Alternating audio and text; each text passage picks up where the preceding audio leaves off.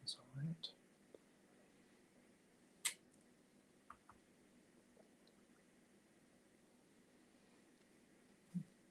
That's okay.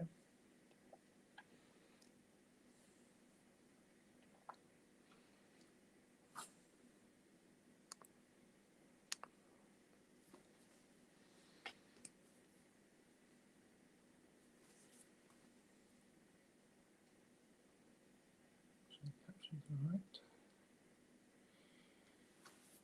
Hello, Mr. Freeman. I'm not doing too bad, mate. I've just had a little busy day today on Wednesday. There's been sorting stuff out. Well, a few things actually. I've been trimming a hedge with a couple of mates, really, because my mate's been living with his missus in the house and he needs hedge trimming. So it takes about four of us lads to actually trim the hedge, really. We had to go to B&Q to get a bloody hedge trim anyway, like some fly mow something from B&Q, and gone pretty well actually. But the next thing is he wants to give them a new fence actually, or assemble a fence really. Don't know how that's going to happen, but oh god, it's going to be something anyway. But I've also been updating my CV as well, just because I'll be finding some more work soon anyway. So that's about it really. So that's what I've been up to today. How about yourself? I'm interested now still, because everyone's just doing the occasional random stuff, really.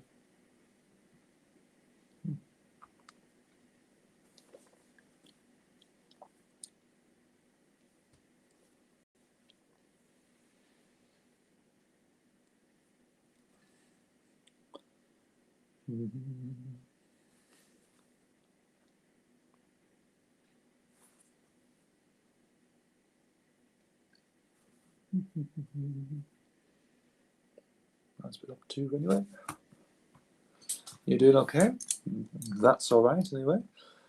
That's wonderful. Weather's a bit rubbish, I would say. Wet, occasionally raining, really. That sort of thing. How about yourself? Is it raining where you are as well? Or is it nice and sunny and hot where you're at? Or is it... don't know. Who knows, really? Because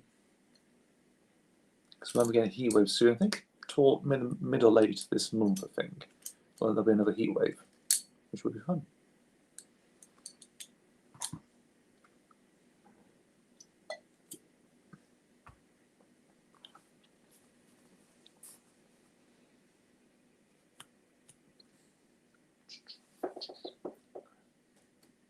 Just making sure. Make sure everything's all right, everything's in order, everything seems to be all right. As usual. I've been to Peterhead today, and my mum got me some vinyl from a charity shop down there. Oh, good for you. That's pretty nice, actually. Was like you just got there and it's for like, I can give you something nice, a little gift or something as a little present. And hello, DVD and Film Broke. Nice to meet you again, mate. Thanks for joining. What are the vinyls that you got, actually? Is it just like a bit of 80s pop? Is it a bit of 70s novelty songs? What have we got? Probably some songs, maybe something like Kenny Loggins or something, or no, Kenny Rogers, I think, or the typical 80s stuff from 1981 or something like that. It'd probably be like novelty hits, maybe like number 11 in the charts or something. Who knows?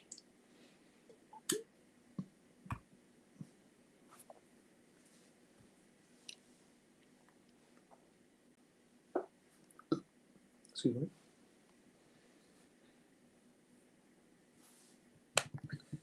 Sounds good. I tell you what I've been doing recently. I've been making my own toasters, actually. You've heard of those toaster bags things? Like you put in like a sandwich or whatever, and you put it in your toaster. Been using them recently. I bought like a little pack, basically just recently, maybe a couple of days ago. But I've been doing that recently. What I've been doing was I've been experimenting with chargrilled chicken, excuse me, pork loin, and something we call like chipotle chili cheese, which is quite nice. Yesterday I went to H&V after work on a whim, and I got the Alfred Hitchcock Masterpiece Collection. So that's every single film he's ever directed. I think I've seen that actually, but maybe. So you decided to get that. That's interesting. You got well, so you got 70 single of Lonnie Donegan's "My Old Man's a Dustman" and albums from the New Seekers and Rolf Harris, as well as the compilation called 20 Super Hits.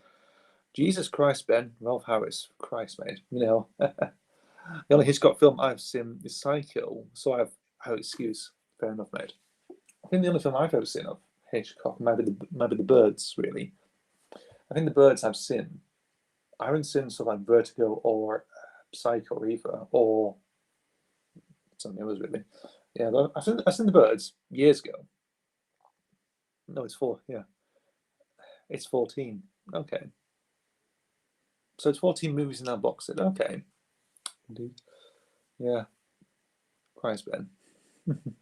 You see, because I can stand by Ralph Harris. Fucking Christ, man. Jesus, and accomplishing. I mean, accomplishing 20 super hits. Yeah, absolutely. I mean, Ralph Harris, fucking hell, mate.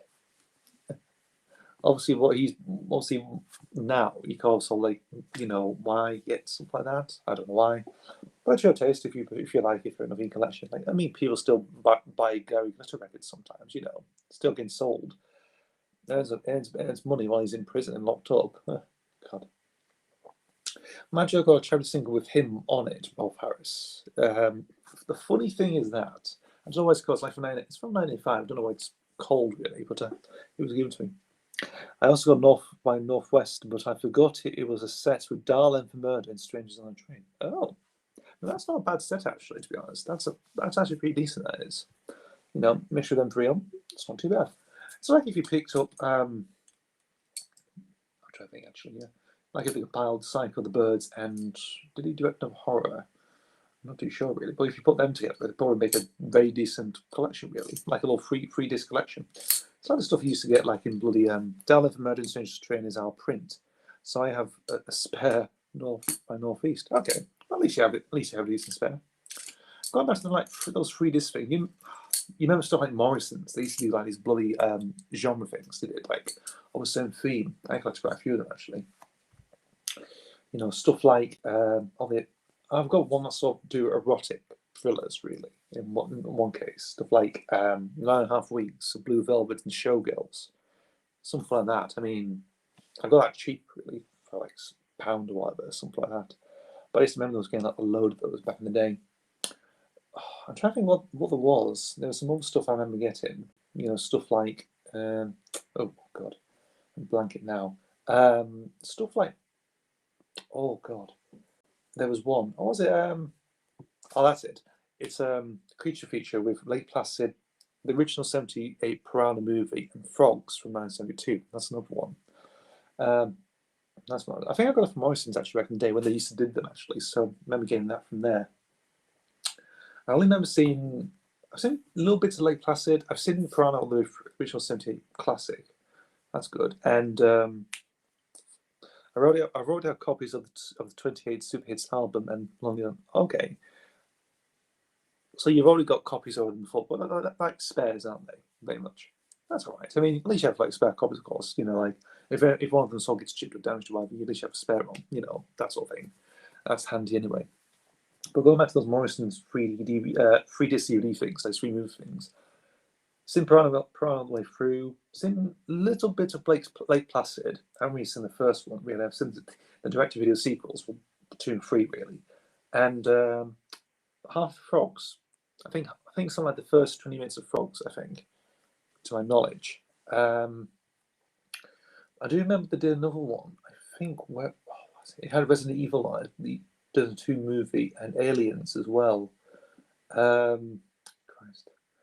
I'll be back again, try and get my phone, because I could probably see if there's any more, really.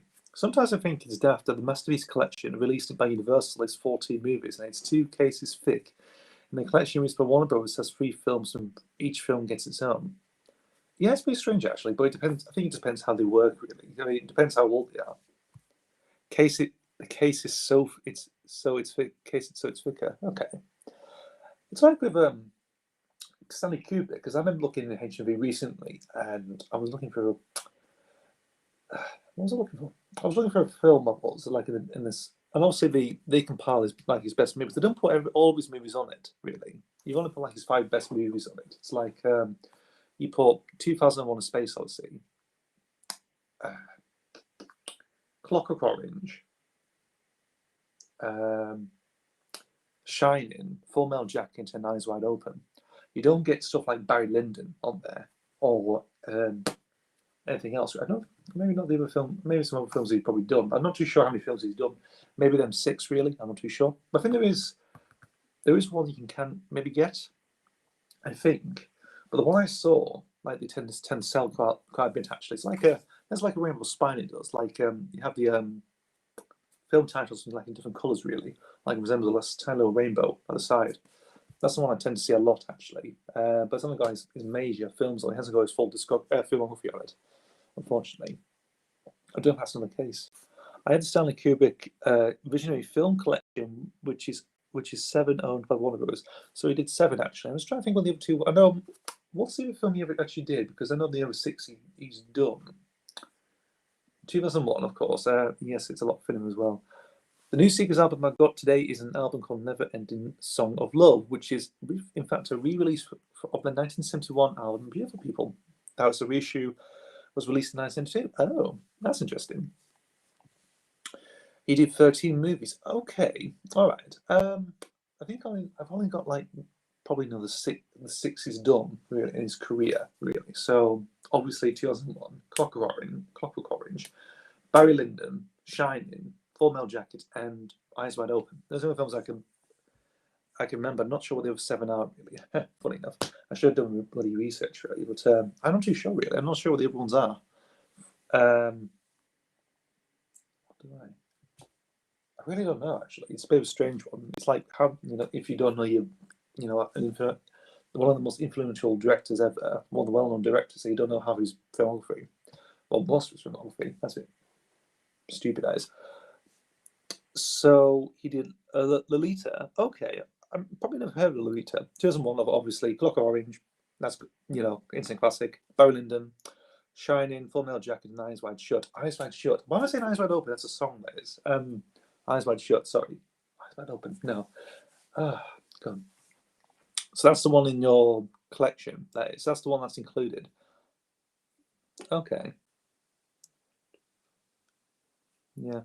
I got Doctor Strangelove separately, as well as the US version of The Shining. Doctor Strangelove. Oh, fucking hell! I forgot about that. I forgot he did. I forgot he did Doctor Strangelove. Christ. God. Talk about like being, like knowing most of his films, and you don't know you directing Doctor Strangelove. Fucking hell. That's my brain for you. Indeed. I've seen The Shining recently, actually, and that's pretty good. That is. I have to admit, it's actually pretty decent film, actually. So I enjoyed that.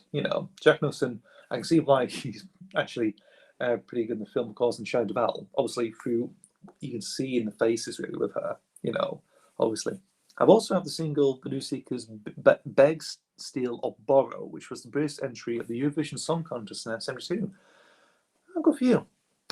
I don't own anything of New Seekers, actually, funny enough. Maybe. Or maybe it's not in this box set I've got called Superstars of the 60s and 70s.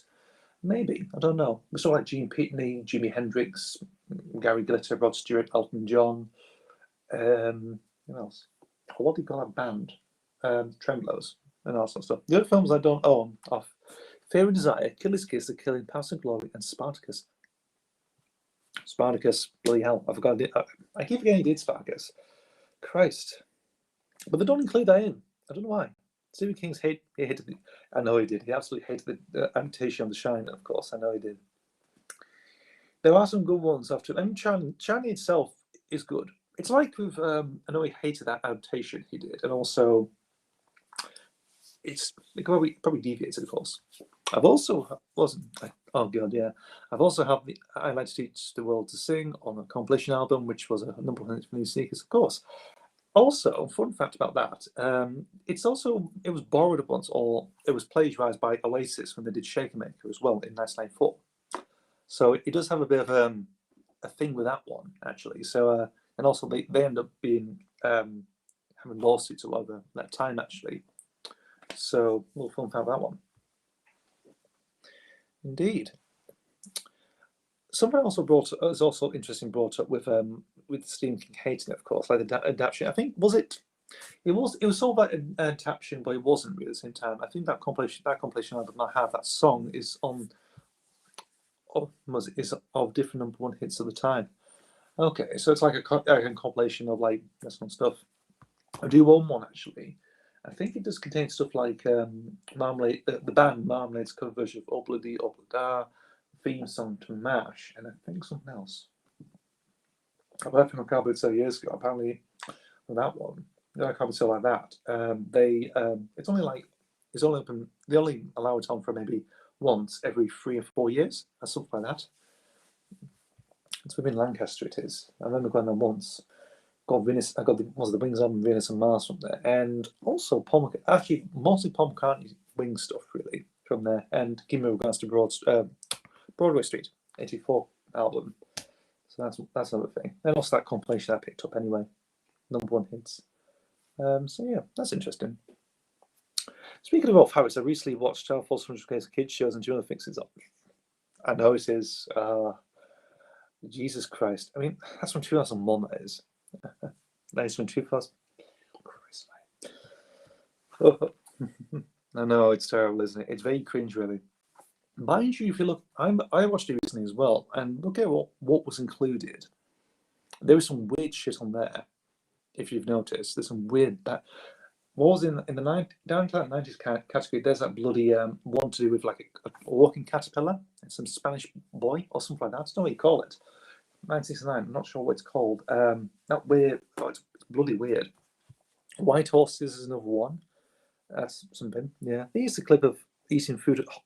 Yes, and Anna Gomez is making a joke how it has a different connotation and how it had different connotations. Yeah. I mean, I could think of something, of course, but I know it probably sounds very bad taste and crude, but I'm not going to do anything. I'm not going to say it. Don't worry. You're probably thinking what I might be thinking, but I'm not going to. Oh God, no. Yeah, Christ. I remember watching it years ago. I did a long time ago. Fun fact: I like teaching originally from a jingle for a Coca-Cola television advert called "I Like to Buy You the World of Coke." Do you really? I thought it was the other way around, actually. I thought, like, I Like to Teach You was scene was actually used by Coca-Cola, and then Oasis picked up with Shaking Baby, because I think Paul Arthur's Bonehead mentioned, it's like, it's like, no, it's actually bloody Game Archer, it is. Mentions, it's the, it's like, look, I think, it's the Coca-Cola song, very much, that sort of thing. And The Simpsons was #1 despite never being aimed at children. That's true. But if you look at some of the stuff that actually come out, really, if you look at stuff like in this, from way back in the 50s to about the 90s, I would say, yes, they'd be into children. Some stuff can be like looks interesting for children, but it has some creepy, dark stuff to it, and it also like appeals to adults as well. I think it's the only because it's a cartoon and South Park. That's true. I mean, Simpsons at that point was worldwide. It was well known. It was still riding high. It was, being successful.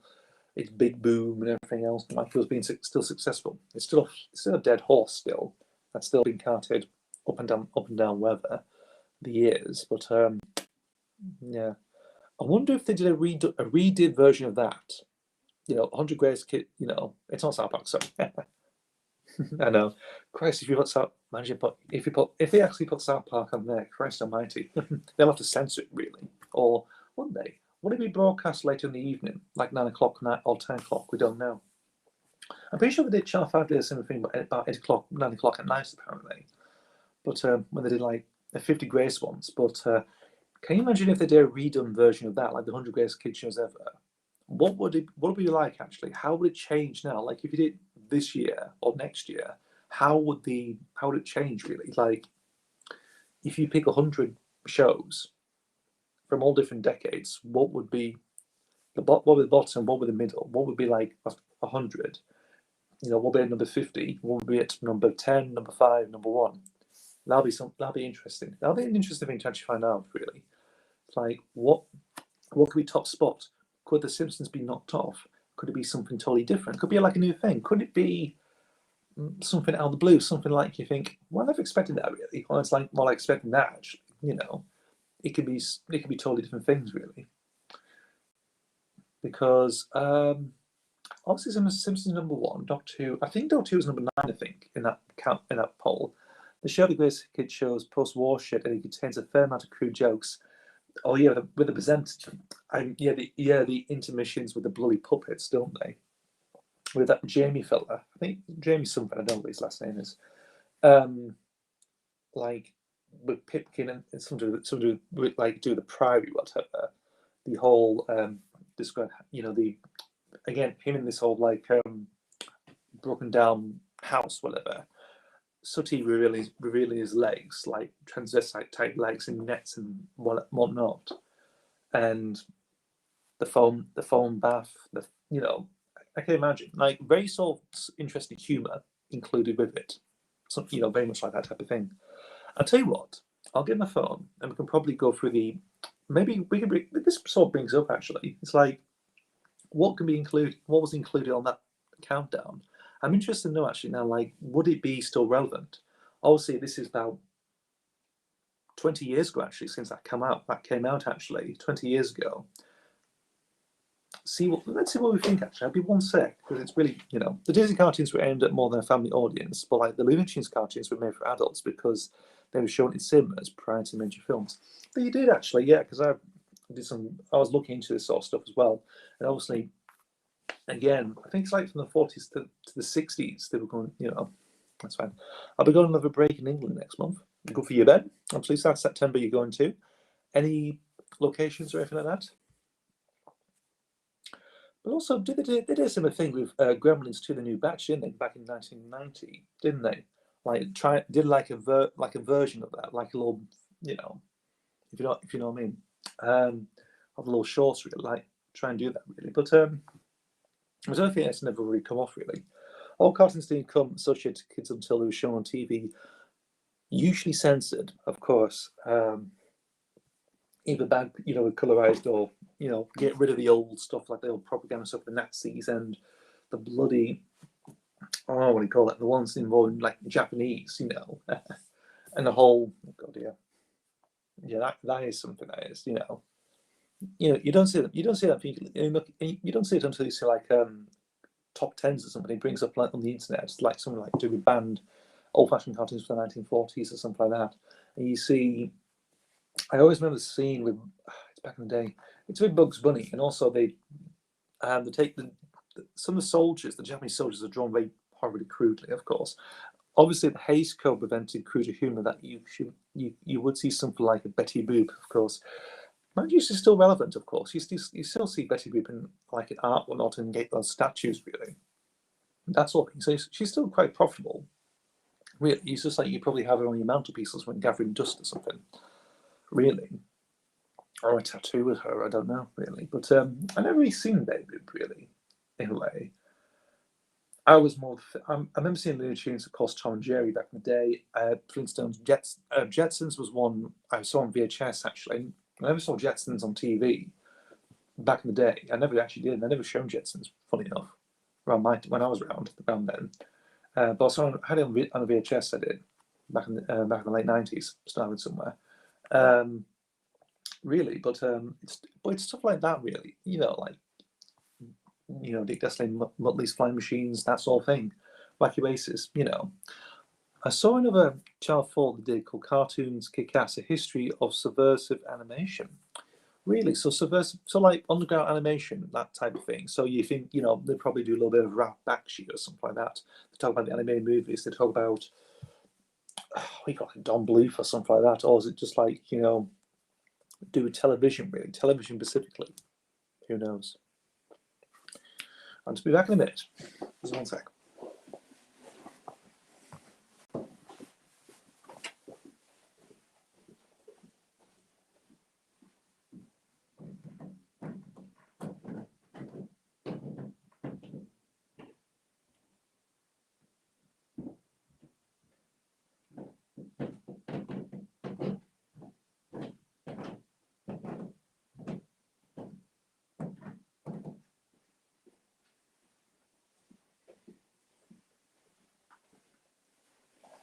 Always handy with the phone.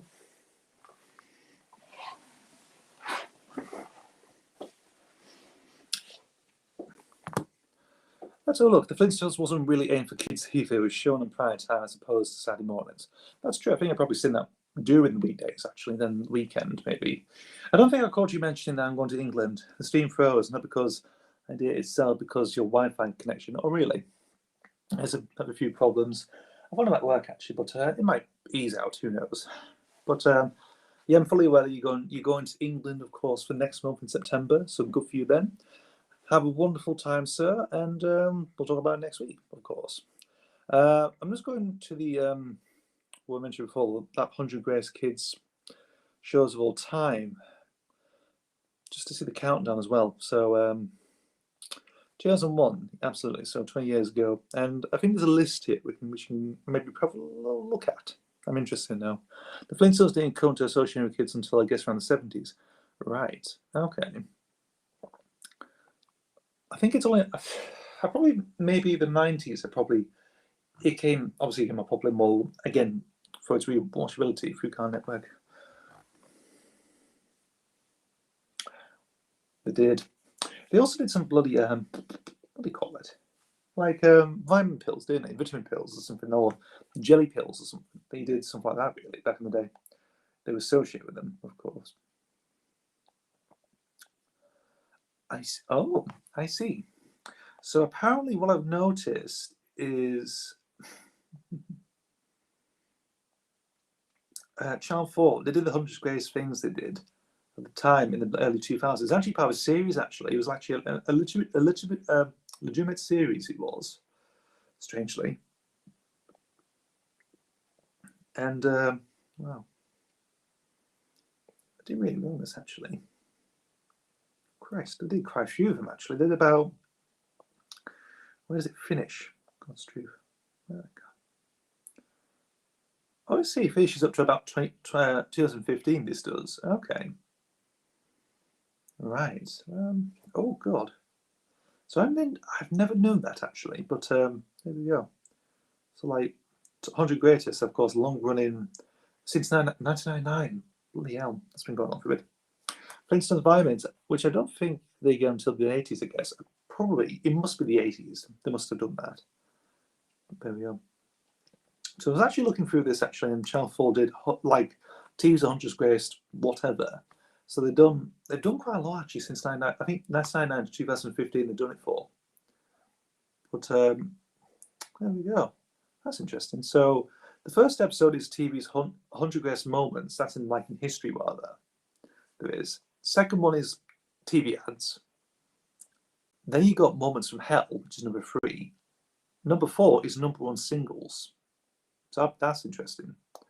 Number 5 is TV characters. Number 7 is the Greatest Kids TV shows. That's number 7, episode 7.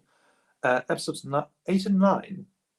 8 and 9 is the greatest films of all time. Episode 10 is TV treats of the year. 11 and 12 is sporting moments.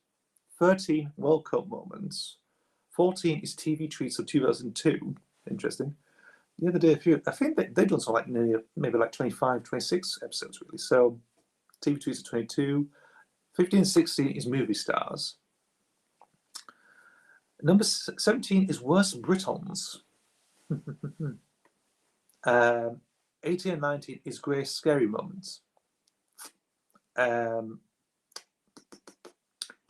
is Sexy Moments. 21 is TV Treats of 2003.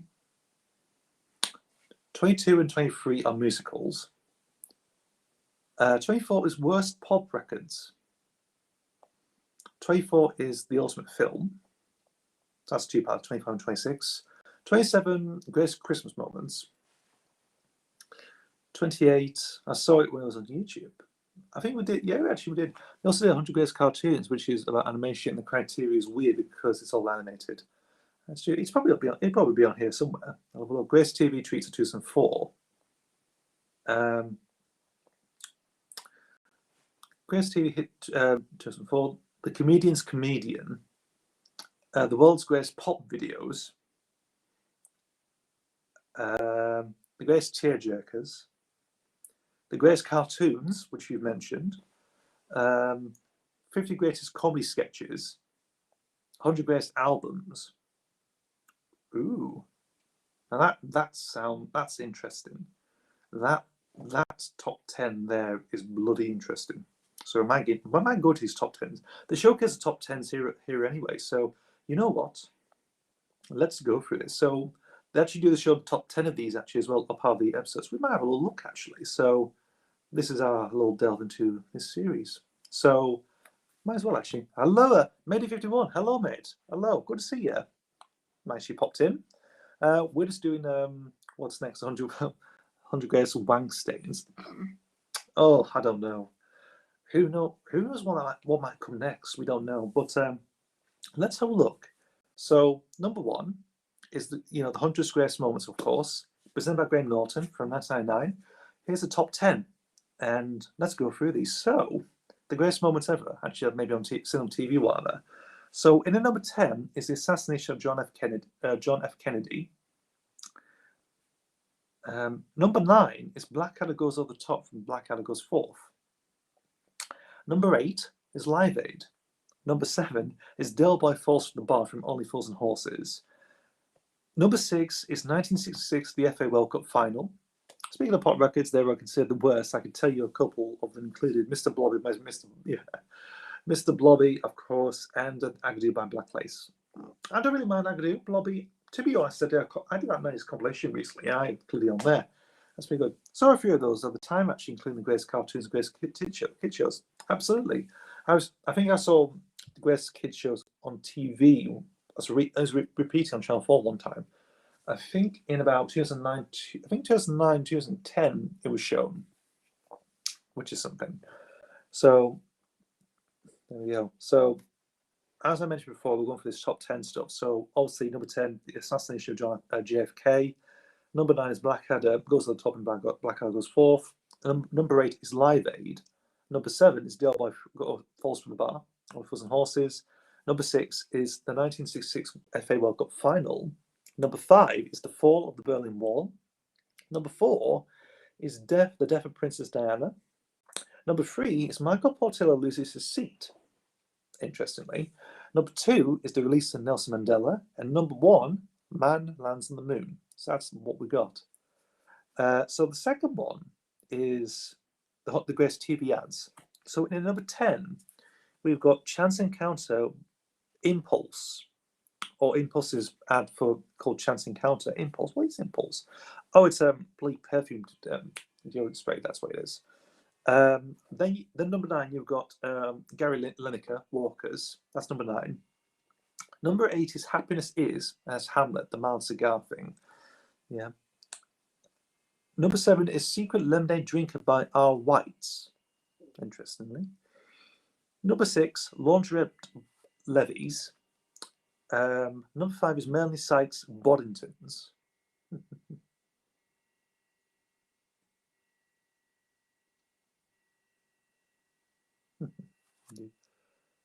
That's good. I thought I'd drop by because I had a feeling there wasn't that much going on for you. Okay.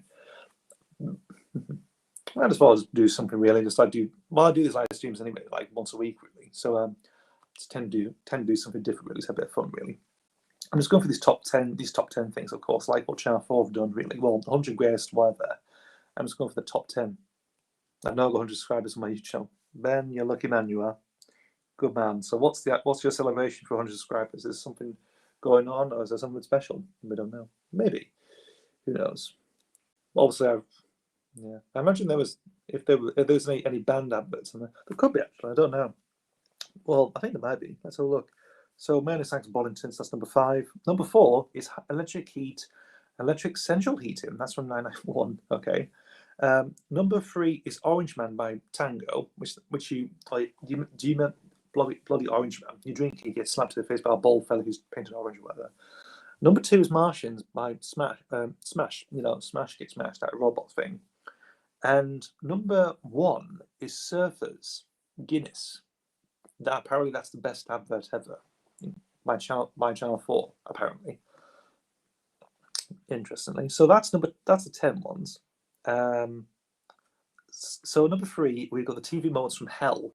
So we have got, let's have a look at this. So, Christ, let me just get this out. I really don't do anything for my 100. I really don't do anything for my, who knows, actually. It depends what you really feel like, really. Maybe 100's too much, really, I'd probably say. So let's go through this, actually. So TV moments from hell, let's look at these top 10, what's included. So in number 10 is 321, which I'm not, what is 321 anyway? It's a game show, so it's included on there. Number 9 is soap characters played by different actors. Okay. Number 8 is New Hall College on University Challenge.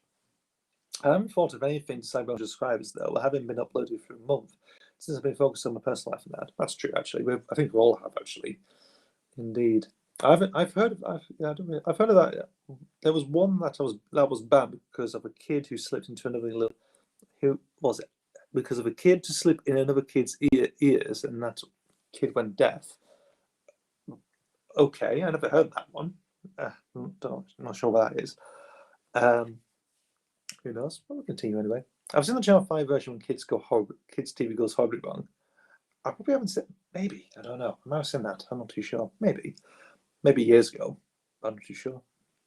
Let's go through what else we've got. So number 8 is New Hall College on University Challenge. Number 7 is Naked Jungle, which is a one-off game show from the United Kingdom on Channel 5 for 2000. Okay, Keith Checkman's involved in that. Number 6 is Julian Clary's Fisting Gag, which is part of the British Comedy Awards. Number 5 is the Bee Gees and Clive Anderson, with Clive Anderson's Old Talk, which I've seen, actually. Blue Peter had the most fuck-ups. I'm not surprised, actually, on that one. Number 4 is Shakin' Stevens Attacks Witch and Madley. Calendar Goes Pop. Okay. Shakin' Stevens Attacks Witch and Madley. Okay. Oh, yeah. Oh, yeah, Richard and Judy, and Shakin' Stevens attacks him. That's interesting. Number 3 is Tara Palmer Tomkinson on the Frank Skinner Show. Number 2 is The Brits with Mick and Sam. Who's that one? Oh, Mick Fleetwood and Sam.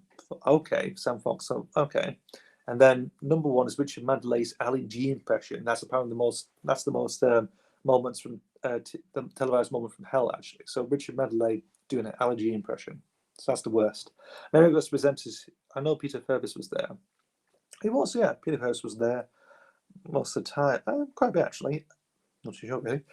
Ooh, so in the fourth one, so this fourth one they did from 2001, again by Graham Norton, is the greatest number 1 single of all time from 2001 standards. So let's do this. So in a number 10 is Everything I Do It For You by Bryan Adams, which is obvious. That's an obvious one to pick. Number 9, excuse me, is Groove Jet, If This Ain't Love by Spiller.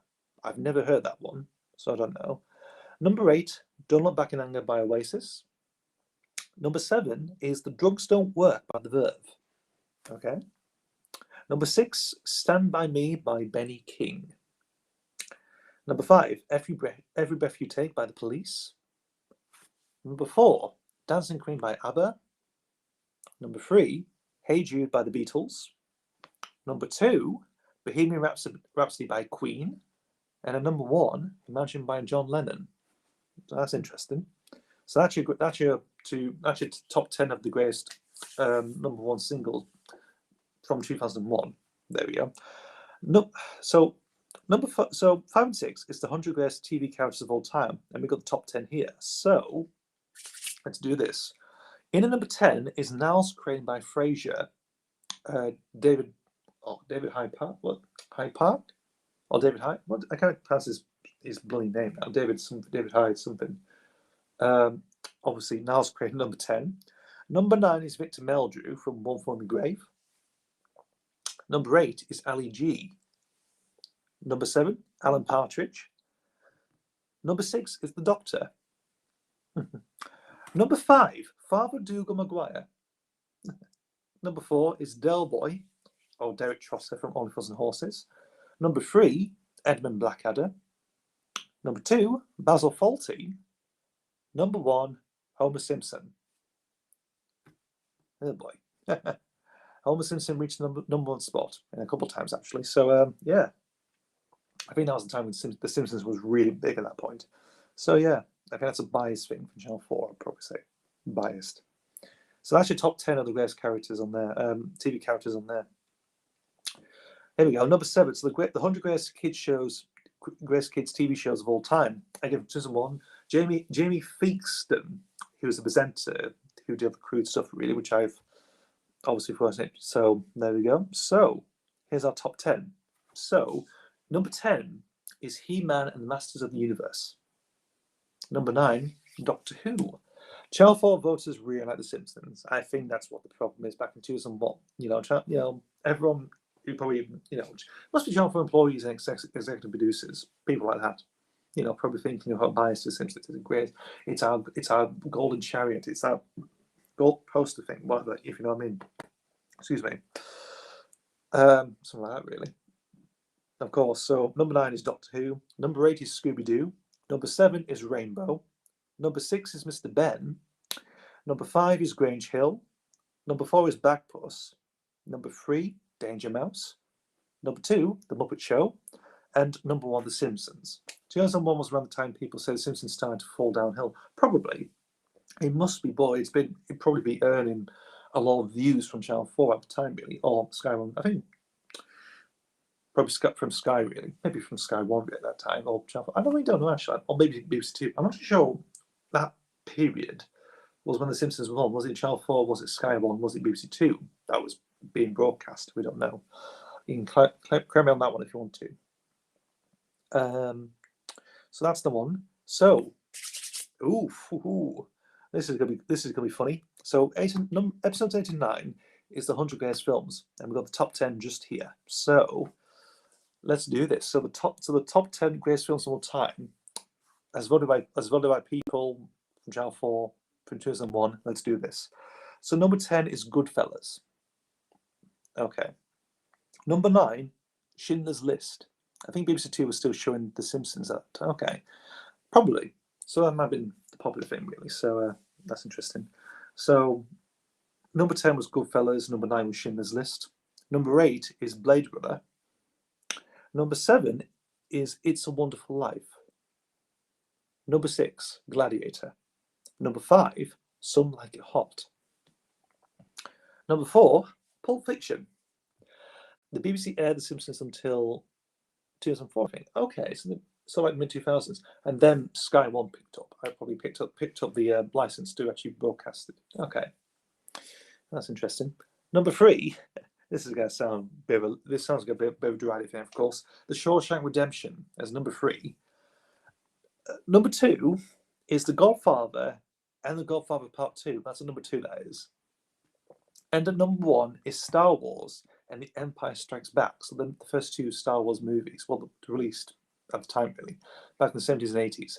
So so the first film and its sequel are number 1. Same with The Godfather and Godfather Part 2 in the number 2 spot. Christ, that's fucking biased, that is. Who knows?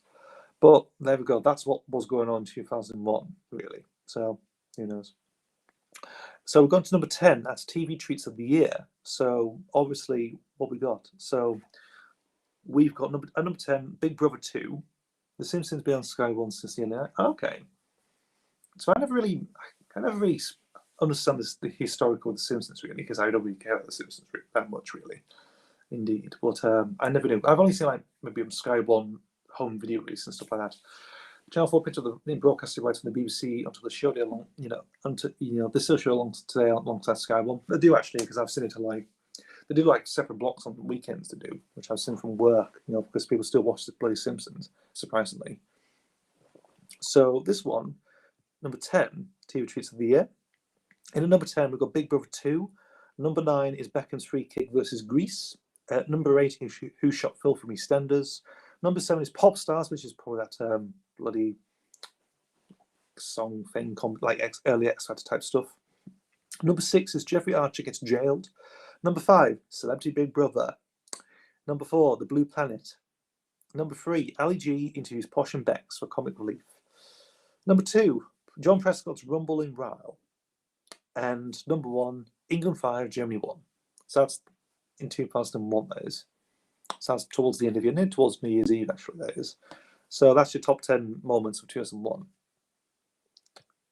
A lot of reality television, like Big Brother's on there. Let's say all that. So number 11 and 12, sporting moments. I'll go through this actually. Dickie Davis and Vinnie Jones were the presenters actually, which is interesting. I think for part one, Vinnie Jones was. The Simpsons first appeared on satellite only in the early 90s and didn't make until terrestrial until the mid 90s. First on BBC 1 and then BBC 2. Okay, that's interesting. So nice little bit of context there. Cheers, fellas. I'm just checking something to see if the battery, if that's all right. Still got plenty in there. So the bloody sport events. Let's quickly go through this. So number 10, Borg and Enro's tiebreak, which is the Wimbledon's men's singles final, 1980. Number 9, Taylor and Davis's black ball finish. MC World Snooker final. Number 8 is Torval and Dean's Bolero, Sarajevo Winter Olympics. Number 7, the Rumble in the Jungle, Ali versus Foreman, Zaire, 1974. Number 6 is Maradona's Hand of God, England versus Argentina in 1986. Number 5 is Ian Boffman of Headingley, England versus Australia, the Ashes in 1991. Number 4 is Manchester United versus Bayern Munich, Champions League final, 1999. Number 3 is England versus West Germany, World Cup final, 1966. The only reality show that doesn't make me wish I'm dead is Kitchen Nightmares. That's still good. Kitchen Nightmares. There's something interesting about Kitchen Nightmares. Still good, decent show. That's still being broadcast, and people still enjoy it. Really, I don't mind it really. So number 2, Germany versus England, World Cup qualifier, 2001. And finally, number 1, Steve Redgrave goes to his 5th gold at the Sydney Olympics in 2000. So that's the top 10 stuff. And then we got bloody World Cup moments. Quickly go through that. Number 10, Ireland's penalty shoot out, Ireland versus Romania. And number 9 is Peel's dummy, Mexico 1970. Number 8 is the Hand of God, England versus Argentina. Number 7, only Bergkamp can do this. Holland versus Argentina, France, 1980. Maybe in France, really. Played in France, whatever. Number 6 is Pearson Models Miss England versus West Germany, 1990. Number 5 is Brazilian teamwork, Brazil versus Italy, which is in Mexico, 1970. Number 4 is some people are on the pitch, England versus West Germany, 1966. Number 3 is Germany 1, England. Germany 1, 5. England 1, England 5. England 5, World qualified 2001. Number 2 is Michael Owen's great goal against Argentina, England versus Argentina, 1998. And Maradona's second goal for number 1, England versus Argentina, 1986. Let's go with that. I don't really care for that. Number 14, TV Treats of 2002. So these are basically all shows that we got given in 2002, presented by Harry Hill of all people. So let's do this. So in number 10, I'm a Celebrity, Get Me Out of Here. In number 9, 6 Feet Under. Number 8, Faking It. Number 7, 24. Number 6, England versus Argentina. Don't care about that. Number 5, Big Brother 3. Number 4, Pop Idol, Will versus Gareth. Number 3, Phoenix Nights.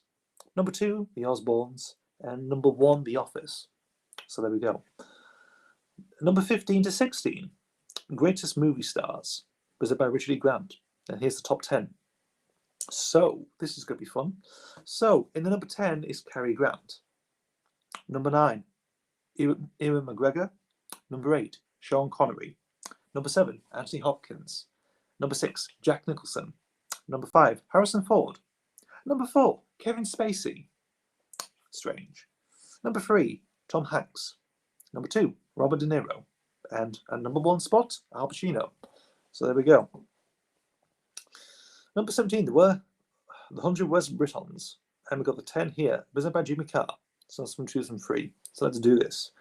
So, number 10, The Queen. Number 9, Jerry Halliwell. Number 8, H from Steps. Number 7, Sir Alex Ferguson. Number 6, Gareth Gates. Number 5, Martin Bashir, who I think is a British journalist who did interview Diana. Kevin Spacey, gee, that hasn't aged well. Of course it hasn't. He's at number 4. He's in the top 5. What the hell? People are thinking of, like, I thought it'd be much lower. I didn't realise in the bloody top 5, but there we go. So Martin Bashir is number 5. Number 4 is Jane Goody. Number 3 is Margaret Thatcher. Number 2 is Jordan. And number 1 is Tony Blair. That's a good list. Oh, so number 18 to 19, we've got the 100 greatest scary moments. And these are based on the film, like the top 10 scary films. So we'll go brilliant top 10. This is going to be funny. He's a good actor, but I bet he won't be appearing on A-list anytime soon. No, not for a long time, mate. So let's do this. So this is a brilliant top 10. Let's do this. So basically top 10, like 100 greatest horror films and some like moments, really. So let's do this. So in number 10, we've got A Nightmare on Elm Street. Number 9, The Omen. Number 8, The Texas Chainsaw Massacre. In number 7, Halloween. Number 6, Ring. Number 5, The Blair Witch Project. Number 4, Alien. Number 3, Jaws. Number 2, The Exorcist. And at number 1, The Shining. So there we go. That's your top 10 horror films from 2003. But then by Jimmy Carr. So there we go. Number 20, The Greatest Sexy Moments from 2003. So these, again, films. Sexy moments from films, of course. And they picked some actually stuff from TV as well.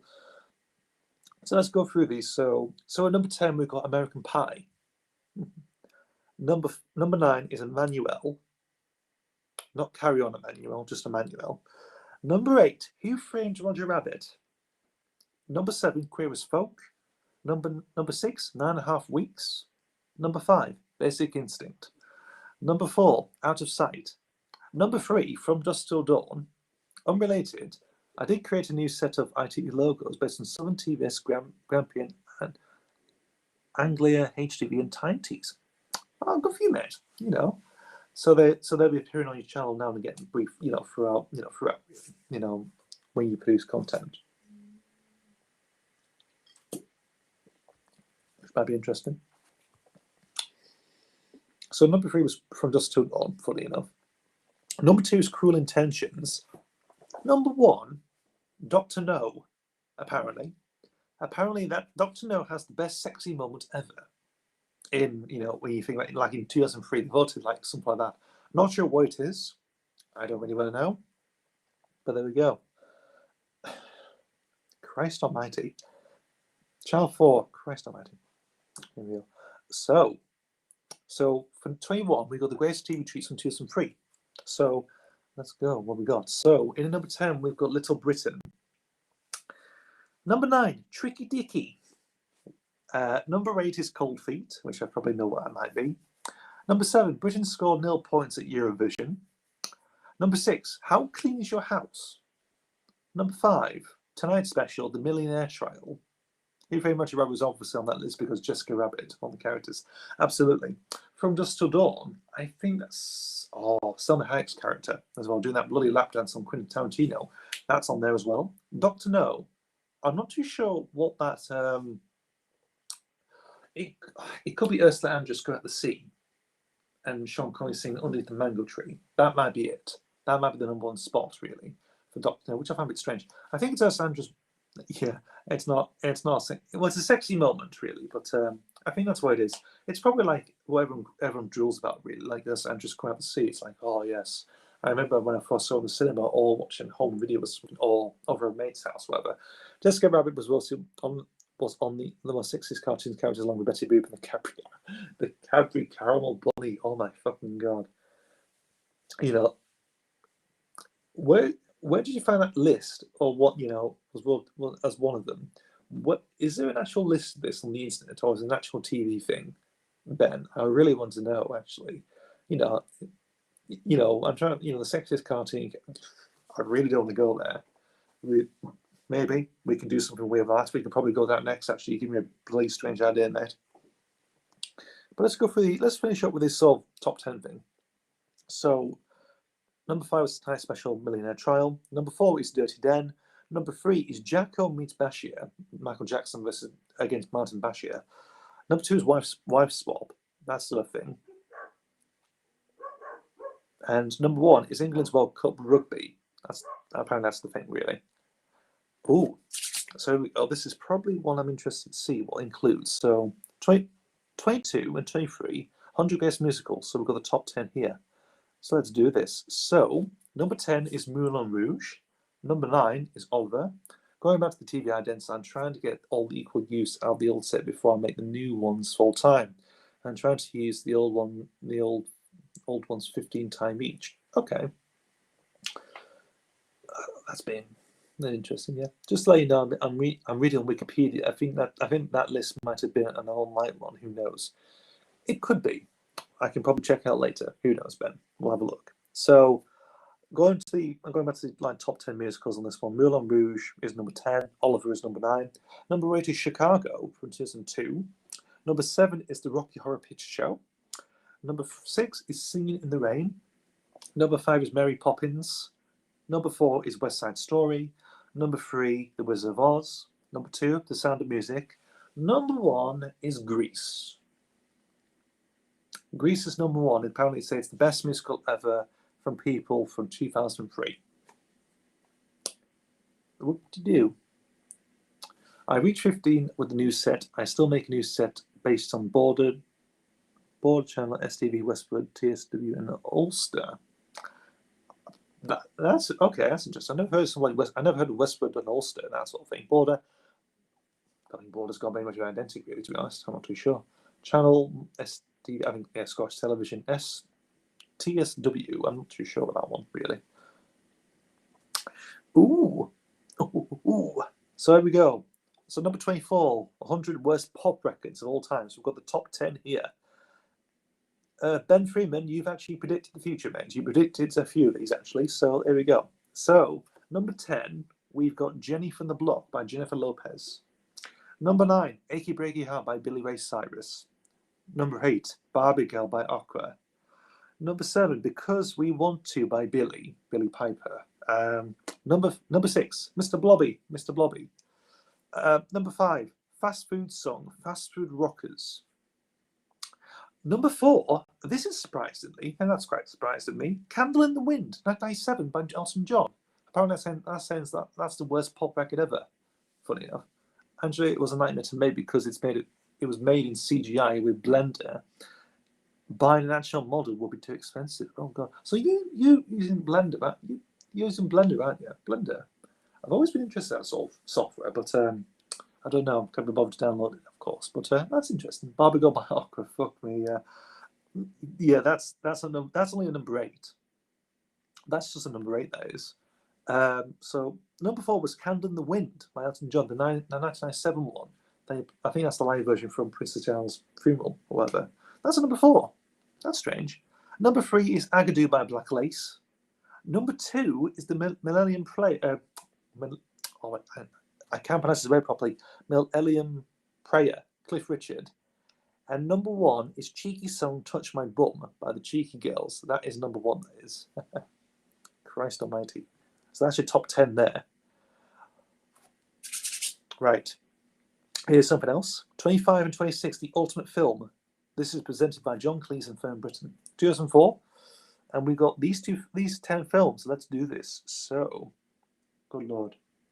So, number 10 is The Seventh Veil from 1945. Number 9 is The Wicked Lady from 1946. Excuse me. Number 8 is Titanic, 1997. Number 7, that's number 8. Titanic's number 8. Number 7 is The Jungle Book from 1968.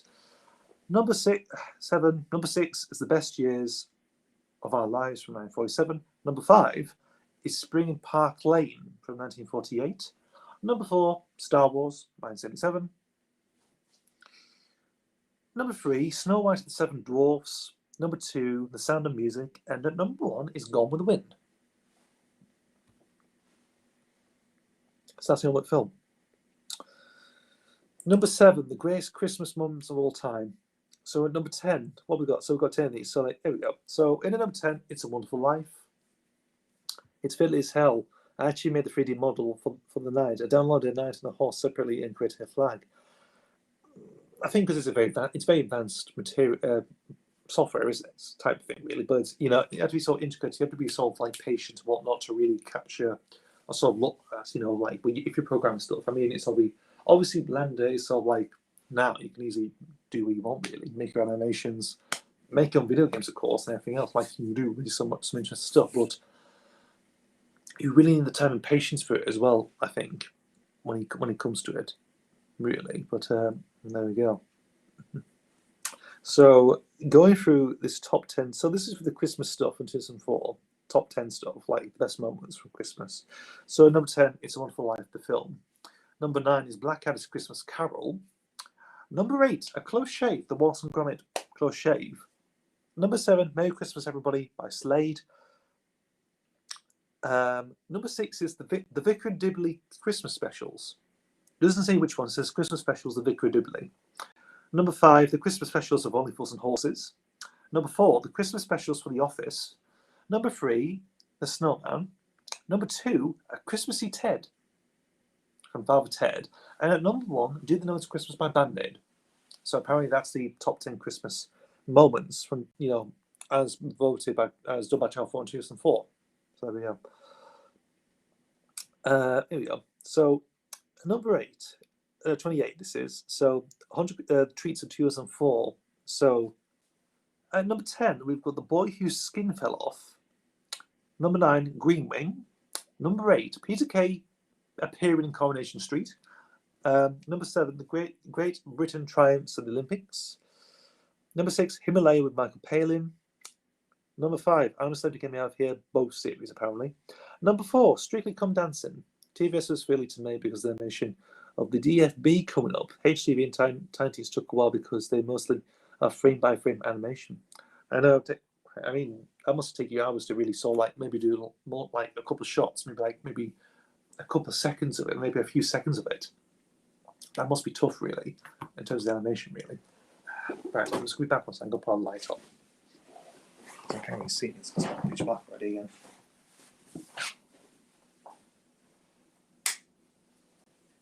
That was better. That's better. So Southern Grand Prix, but the easiest. Okay, that's not too bad. As long as that's all right. So the easiest, but I think once they're sort of done, I mean, they don't have to be really perfect, really, but using that sort of software and everything else, I can imagine it could be a bit tough, really. I mean, again, time and effort. You know, probably takes maybe a month or two to really get them to a perfect quality. Who knows? So look at the Treats in 2004. So of course, obviously, number 4 is Strictly Come Dancing. Number 3 is the final episode of Sex and the City. Number 2 is Big Brother 5, and at number 1, the final episode of Friends. So there we go. That's the TV moment, the TV treats and TV moments from 2004. Then we got the comedians, so like the top 10 comedians. So this is in 2005. This is so in at number 10 we got Richard Pryor. At number 9 we got Vic Reeves and Bob Mortimer. Number 8 is Billy Connolly. Number 7 is Lauren Hardy. Number 6 is Tommy Cooper. Number 5 is Groucho Marx. Number 4 is Eric Morecambe. Number 3 is Woody Allen. Number 2 is John Cleese. And number 1 is Peter Cook. So there we go. So that's your top 10 comedians from 2005 on that one. Here we go. So the 100 greatest pop videos of all time from 2005. We've got the top 10. So let's do this. So in number 10, Smells Like Teen Spirit by Nirvana. Number 9, Vogue by Madonna. Number 8, Bittersweet Sympathy by Verve. Number 7 is Billie Jean by Michael Jackson. Number 6, Rock DJ by Robbie Williams. Number 5, Like a Prayer by Madonna. Number 4, Bohemian Rhapsody by Queen. Number 3, Take Me On by a-ha. Number 2, Sledgehammer by Peter Gabriel. And at number 1, Thriller by Michael Jackson. There we go. There's your pop video. Sorry, down that one from 2005. So we'll go for more. What else we got? 100 greatest tearjerkers. So films, of course. So there we go. So let's do this. So number 10 is I used to load a software including Blender, VSDC green screen to remove GIMP, DaVinci Resolve, and Classic Publisher, Paint, and Movie Maker. Okay, that's quite a lot to do to really make create your own identity and everything else, but it takes time. Yeah, I can get behind the pop videos one. I can imagine.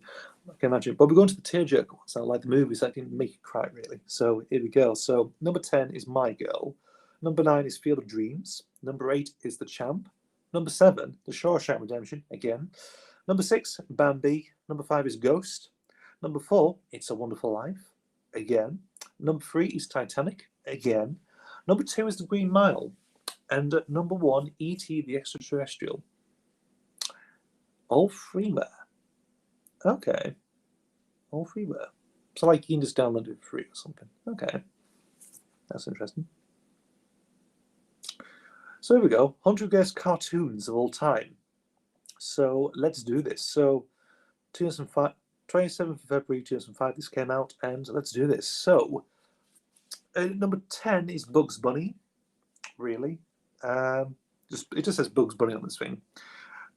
Number 9 is The Incredibles from 2004. Number 8 is Spirited Away.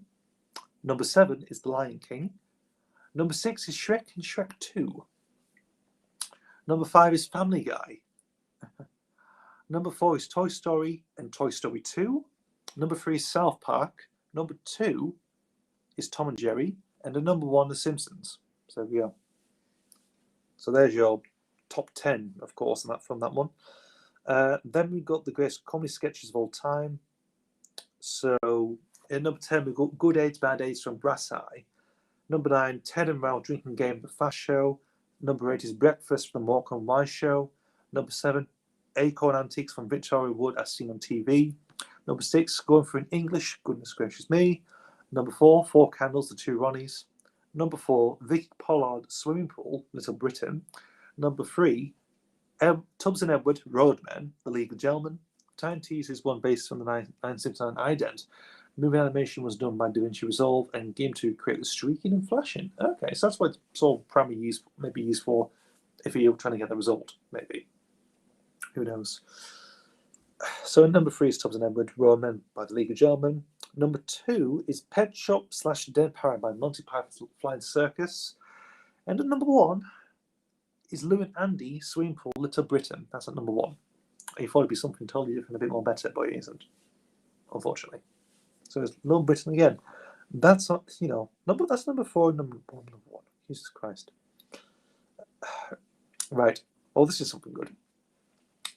Number 34, the 100 greatest albums of all time. Ooh, let's do this. So, number 10 is Revolver by the Beatles. Number 9, Appetite for Destruction by Guns N' Roses. Number 8, Like a Prayer by Madonna. Number 7, Sgt. Pepper's Lonely Hearts Club Band by the Beatles. That's at number 7. Usually that's number 1. I've seen a lot of books that probably say that, like many lists say that is the best album. Like, that is like the god tier album, Sgt. Pepper. But here, it's number 7, and that's from 2005. That is. So who knows? What can beat it? At number 6, Definitely Maybe by Oasis. Yes, fucking good album that is. Number 5, The Dark Side of the Moon by Pink Floyd. Number 4, Thriller by Michael Jackson. Number 3, Nevermind by Nirvana. Not to mention to Blender to convert the video to frames and put MM to put the frames back together. Sounds a tricky process to actually realize that. God. Again, time and skill, mate. Time and skill. Number 2, The Joshua Tree by U2. And at number 1, OK Computer by Radiohead. Oh, really? I mean, most of the albums I do actually own. What do I have? Revolver I've got. I got Appetite for Destruction. I don't have Like a Prayer, really, but I'll hit Madonna, really. Sgt. Pepper I've got. Definitely Maybe I've got. Dark Side of the Moon I've got. Thriller I've got. Nevermind I've got. Joshua Tree I've got. OK Computer I don't have. I don't pay to think. Some fake film nerd. Okay, so that's what you tend to do. Of all the comedy sketches that I've on that list, my favourite includes the Breakfast sketch from Walk on Wise and the Dead Parrot sketch from Monty Python. That's pretty good, actually. They're some of the obvious ones. There should be some interesting ones. By the time, Little Britain was probably the dominant thing ever at the time, being successful. Plus, Tom Baker was presenting it, so that might be a bit biased as well. Who knows? That could be a thing. Who knows? Check my hair. So there we go. So that's 100 greatest albums. 35 and 36 is the greatest war films ever. So this is well, this is interesting. So let's do this. So number 10, Tubbs and Edward as well. Absolutely. I don't. Do you want me to email them to you as an early preview? If you want to, mate, you can do. It's absolutely, if you want to, that's absolutely fine. I don't mind. If you feel like doing it, if you want to show me, that's absolutely fine, mate. You can just do it. You can do it at your own pleasure, mate. That'd be interesting. Probably, be the first person to see them, but yeah, that'll be all right if you want to. Number 10, The Bridge on the River Kwai. Number 9 is Black Hawk Down. Number 8 is Zulu. Number 7 is A Bridge Too Far. Number 6 is Platoon. Number 5 is Full Metal Jacket. Number 4, Schindler's List. Number 6 is The Great Escape. Number 2, Apocalypse Now. And at number 1, Saving Private Ryan. The drinking game from the Fast show is great as well. That is, yeah, because it's to do with vegetables, isn't it? Yeah, it's like, how does it go? Ted Potato, your tomato, your parsnip, wife, courgette is potato dead. That's Charlie Higson's to do that performance. He is obviously Ted being Paul Whitehouse. Yeah, good people actually on there as well, because you had like what was it? Charlie Higson, Paul Whitehouse. Then you had John Thompson, Simon Day, Mark Williams, and Bill Ware, and Carolyn Aherne on that bunch. Pretty good selection actually. And obviously that's all making a bit of a breakthrough for some of them actually. At that point, John Thompson, Carolyn Aherne especially really. Sam Day did a few bits and pieces about the day. I remember he did stuff with Viz. He did some voice acting stuff he did in the stop motion animated stuff for Fat Slags, I remember. And Carolyn Aherne did Royal Family, of course. John Thompson, obviously, after this did Cold Feet, he did, which is you saw recognised before. Did Bill and Ben, Crosswell Hall version, and other stuff really.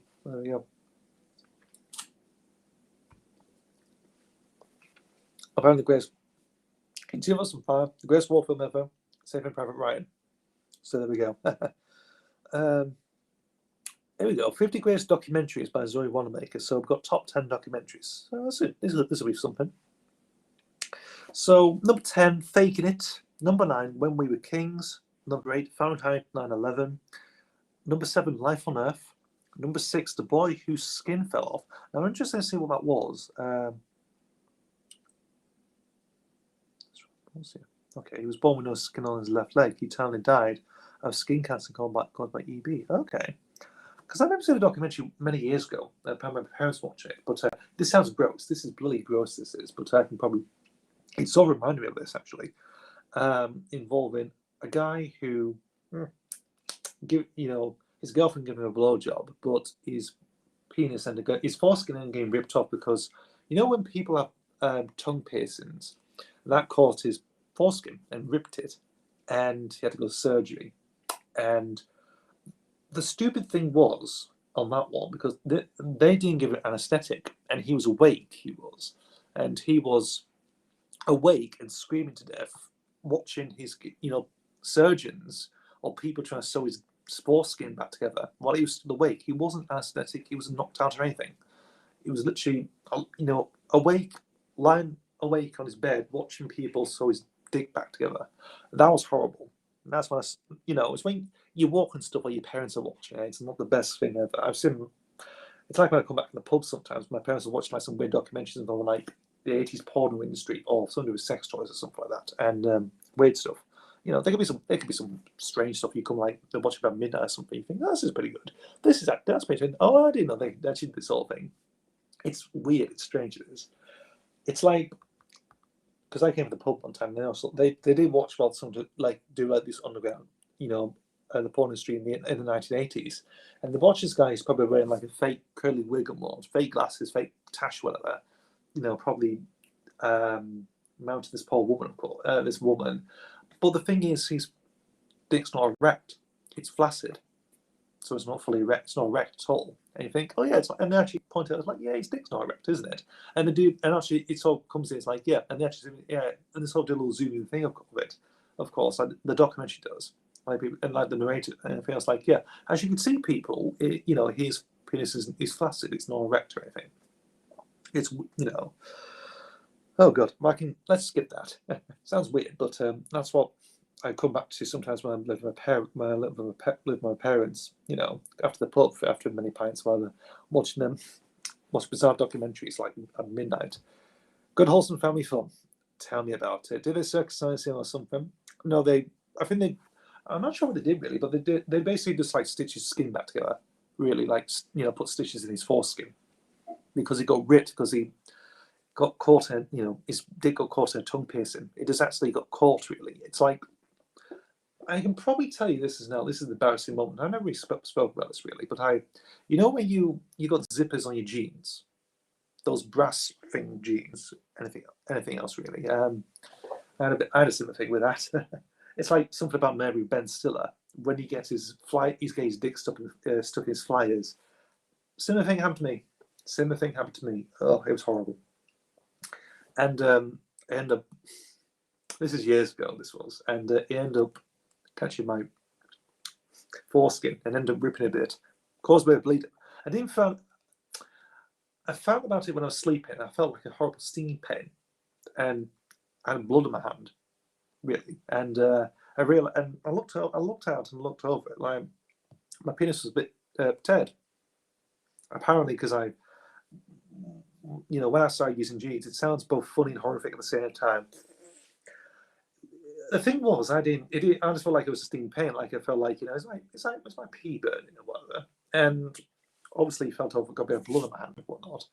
And obviously, because I used the zipper, and you use your boxes, whatever, like with the buttons, flap it, open front, whatever, and you zip down to pee, really. Obviously, somehow my foreskin got caught on the zipper. It did, and that caused maybe a little tear. I don't know what happened afterwards. I don't know if it healed or not, or I had a little stitch, and I can't remember what happened else afterwards. But I still remember that, really. But there we go. So I don't use that sort of thing, like I zip down and release. I just go, what do you call it? You put it over like the waistline, of course. That's what I always do when I pee. Funny enough, I don't do it out of the zipper. Never do that again. Since then I stopped doing that for many years. Christ. Well, there we go. Speaking of which, let's go back to normality. Let's go away from this sort of stuff, like the 80s porn industry, flaccid penises, whatever. So, number 6 was The Boy Whose Skin Fell Off. Number 5 is Capturing the Freedmans. Number 4 was The World at War. Number 3, Bowling for Columbine. Number 2 is Touching the Void, and number 1 is 7 Up. There we go. So that's your documentaries on that one. So 38 and 39, the 100 greatest family films of all time. So in number 10, we've got The Wizard of Oz. Number 9 is Star Wars.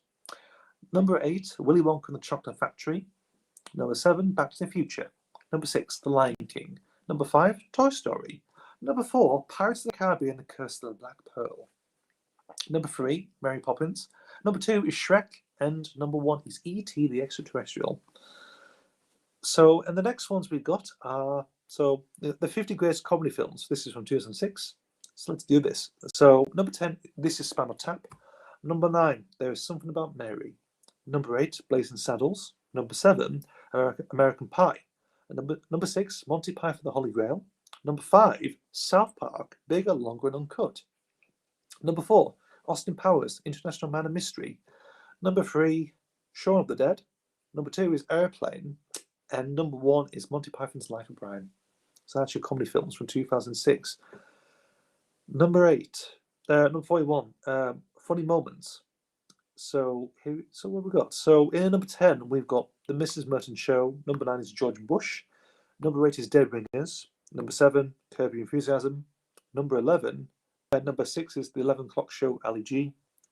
Number 5, This Is Spinal Tap. Number 4 is Brass Eye. Number 3, Trigger Happy TV. Number 2, Have I Got News for You? And number 1 is PK. There we go. So there we go. So 50 Greatest One-Hit Wonders from 2006. So the top 10. Let's do this. So number 10, 2 pints of lager and a packet of crisps, please, by Splodgen. Was it Splodgeness Abounds? Okay. Number 9 is The Safe Dance by Men Without Hats. Number 8, Who Let the Dogs Out by Baha Men. Number 7, Spirit in the Sky by Doctor and the Medics. Number 6, Always Look on the Bright Side of Life by Monty Python. Number 5, Can You Dig It by the Mock Turtles. Number 4, Sugar Sugar by the Archies. Number 3, Because I Got High by Afroman. Number 2, 99 Red Balloons by Nina. And at number 1, Kung Fu Fighting by Carl Douglas. So there's your great one-hit wonders. I'm not sure what the whole thing is, like the whole episode is. Might check it out at some point. Ooh, speaking of which, let's do this one. So number 43, 50 films to see before you die. So what the top 10 you have to see before you die. So in number 10 is Manhattan. Number 9 is Johnny Darko. Number 8, about Die Souffle, or Breathless, it's known as. Number 7, North by Northeast. Number 6, 2001: A Space Odyssey. Number 5, Sexy Beast. Number 4, Chinatown. Number 3, City of God. Number 2, The Apartment. And at number 1, Apocalypse Now. Ooh, sounds not too bad. Number 44, 30 Greatest Political Comedians. So let's do this. So in at number 10, we've got Dead Ringers. Number 9, not the 9 o'clock news. Number 8, The New Statesman. Number 7, That Was the Week That Was. Number 6, Little Britain. Number 5, Drop the Dead Donkey. Number 4, Have I Got News for You. Number 3, Bremner, Bird and Fortune. Number 2, Spitting Image. And at number 1, Yes Minister. Number 45, The Greatest Television Dramas. Number 10, Hey Matt. Number 9, Twin Peaks. Number 8, Our Friends in the North.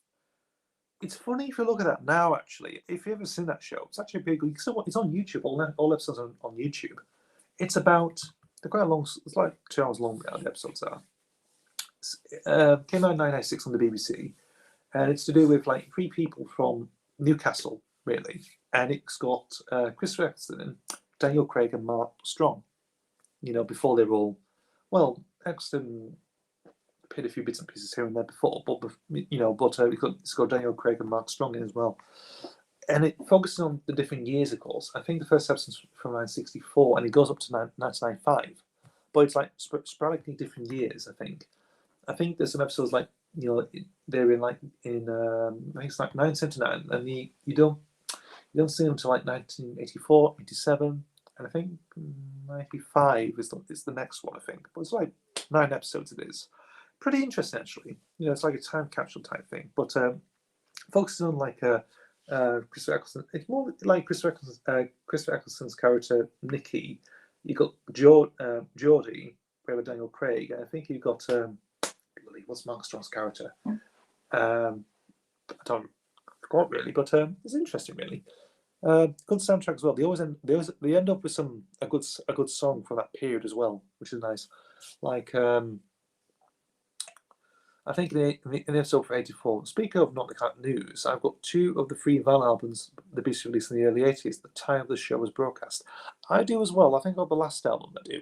I've only got one. I think it's the one with it's the one with the front cover with the family in sort of dining room. You know, I know they did 3 of them because there's that punk scrapbook one, and there's the other one which is Hedgehog Sandwich. And I think it's the 3rd one I've got, really. That's the only one I've picked up, really. So I do all one of them, actually, in the collection, my collection, which is interesting. Well, if you check out some good BBC drama, Our Friends in the North is probably worth checking out. Number 7, Cracker. Fantastic, really good drama. Love that one. Robert Coltrane, fantastic. If you see him as Hagrid, and those 2 are the first ones, Simply Time, not 9 o'clock news, and the second one is Hedgehog Sandwich. Absolutely. I think the last one is the last of the Kinderlingers or something like that. I think it is. I'm not too sure. Could be something like that. Maybe like a similar title. I don't know. Cracker, number 7, fantastic. If you like Robert Coltrane, if you like him in Harry Potter's Hagrid, check this out. He's fucking fantastic. He's that, and you know, There's only 3 series to it. The third one is called The Memory Kindling. That's it. That's it. I thought it'd be some kindling this type thing. And thank you, Ben. Going back to Coltrane, of course, Cracker, fantastic. Only did 3 series and 2 specials, like between 93 to 96. Well, the series ran between 3 series, 93 to 95, 1 special in 96, and 1 special in 2006, and that was it. But I always remember they did some filming pictures. This is for a game show thing, like a biopic game show, do with Robert Coltrane as a game show host, like a docudrama or something it was. And I always thought it was like to do with like he was returned back as Cracker really. Like 10 years later he returns as the special really, but sorry that's not the case really. But I'm hoping we might get a special suit maybe. Who knows? Then Jimmy McGovern might write another one as a one-off. Who knows? But he's done some good stuff. Like there's a recent one with Sean Bean and Stephen Graham in a prison. That's very good.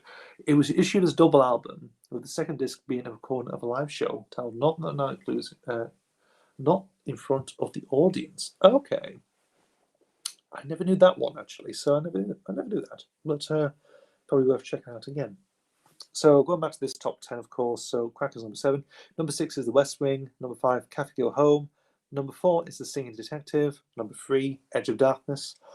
Number 2, Boys from the Black Stuff. That's got Michael Angelos in. That is quite a good role he's played in that one.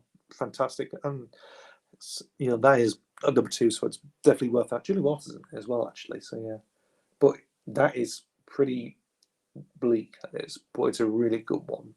Really, the first 2 of the 3 of were made it to the UK album charts. They did well actually. Yeah, this sold well, didn't they? And number 1, The Sopranos. Okay. What else we got? The 100 greatest sex symbols of all time. This is from 2007. So what are the top 10? The greatest sex symbols. This is going to be funny. So number 10 is Scarlett Johansson. Is at number 10. Number 9, Johnny Depp. Number 8, Kylie Minogue. Number 7, George Clooney. Number 6 is Laura Croft. Number 5, Brad Pitt. Number 4, Beyonce. Number 3, Marilyn Monroe. Number 2, Elvis Presley. Number 1, Angelina Jolie. Excuse me. So there we go. This is 100 greatest sex symbols. Yeah, I think we're getting close, aren't we?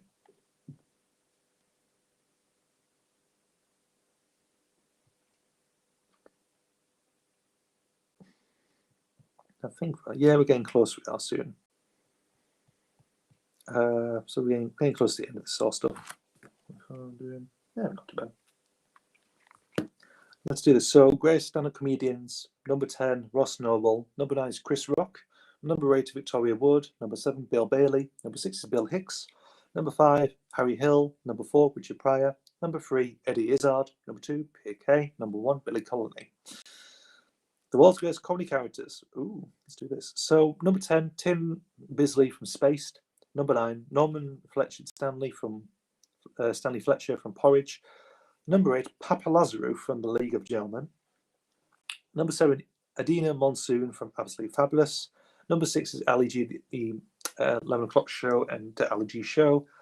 Number 5, Larry David from Curb Your Enthusiasm. Number 4, David Brent from The Office. Number 3, Ed Blackadder from Blackadder. Number 2, Alan Partridge from The Day Today, Knowing Me, Knowing You, and Alan Partridge. And number 1, Basil Fawlty from Fawlty Towers. Greatest comedy catchphrases. Number 10, this is a local shop from the League of Gentlemen. No, number 9, Shamon, motherfucker, Bo Selector. Number 8, yeah, but no, but. Little Britain. Number 7, it's 'cause I'm black. The 11 o'clock show. Number 6, Drink Feck Ass by Father Ted. Number 5, and now for some completely different, Monty Python's Flying Circus. Number 4, Suit You Sir, Fast Show. Number 3, I Don't Believe It by One Foot on the Grave. Number 2, Am I Bothered? Catherine Tate Show. And number 1, Nice to See You, Nice, The Generation Game. So apparently that's the number 1 comedy catchphrase. So there we go. That's from 2008, that is. So we skip forward to 2010. There was nothing from 2009, funny enough. So the greatest stand-ups 2000, the greatest stand-ups. So number 10, Victoria Wood. Number 9, Malcolm McIntyre. Number 8, Chris Rock. Number 7, Bill Bailey. Number 6, Peter Kay. Number 5, Eddie Izzard. Number 4, Bill Hicks. Number 3, Ricky Gervais. Number 2, Richard Pryor. Number 1, Billy Connolly. 50 greatest pop videos. Number 10, Like a Prayer by Madonna. Number 9, Vogue by Madonna. Number 8, Take On Me by a-ha. Number 7, Poker Face by Lady Gaga. Number 6, Weapon of Choice by Fatboy Slim. That's the one with Christopher Walken doing a dance around a hotel or something, isn't it? Like doing his like showing his dance moves or something. If you're that episode, what's this? Yeah, if you've that episode of Father Ted, that is not the smartest idea to say, I don't believe it to Richard Wilson. Oh, that's when it's like that weird cameo, isn't it? Like it said, oh, it's him. Yeah, it's all. It's like he appears and he doesn't like. I think I know what you mean. I haven't really watched Father Ted. I really need to actually. But I think I've not seen.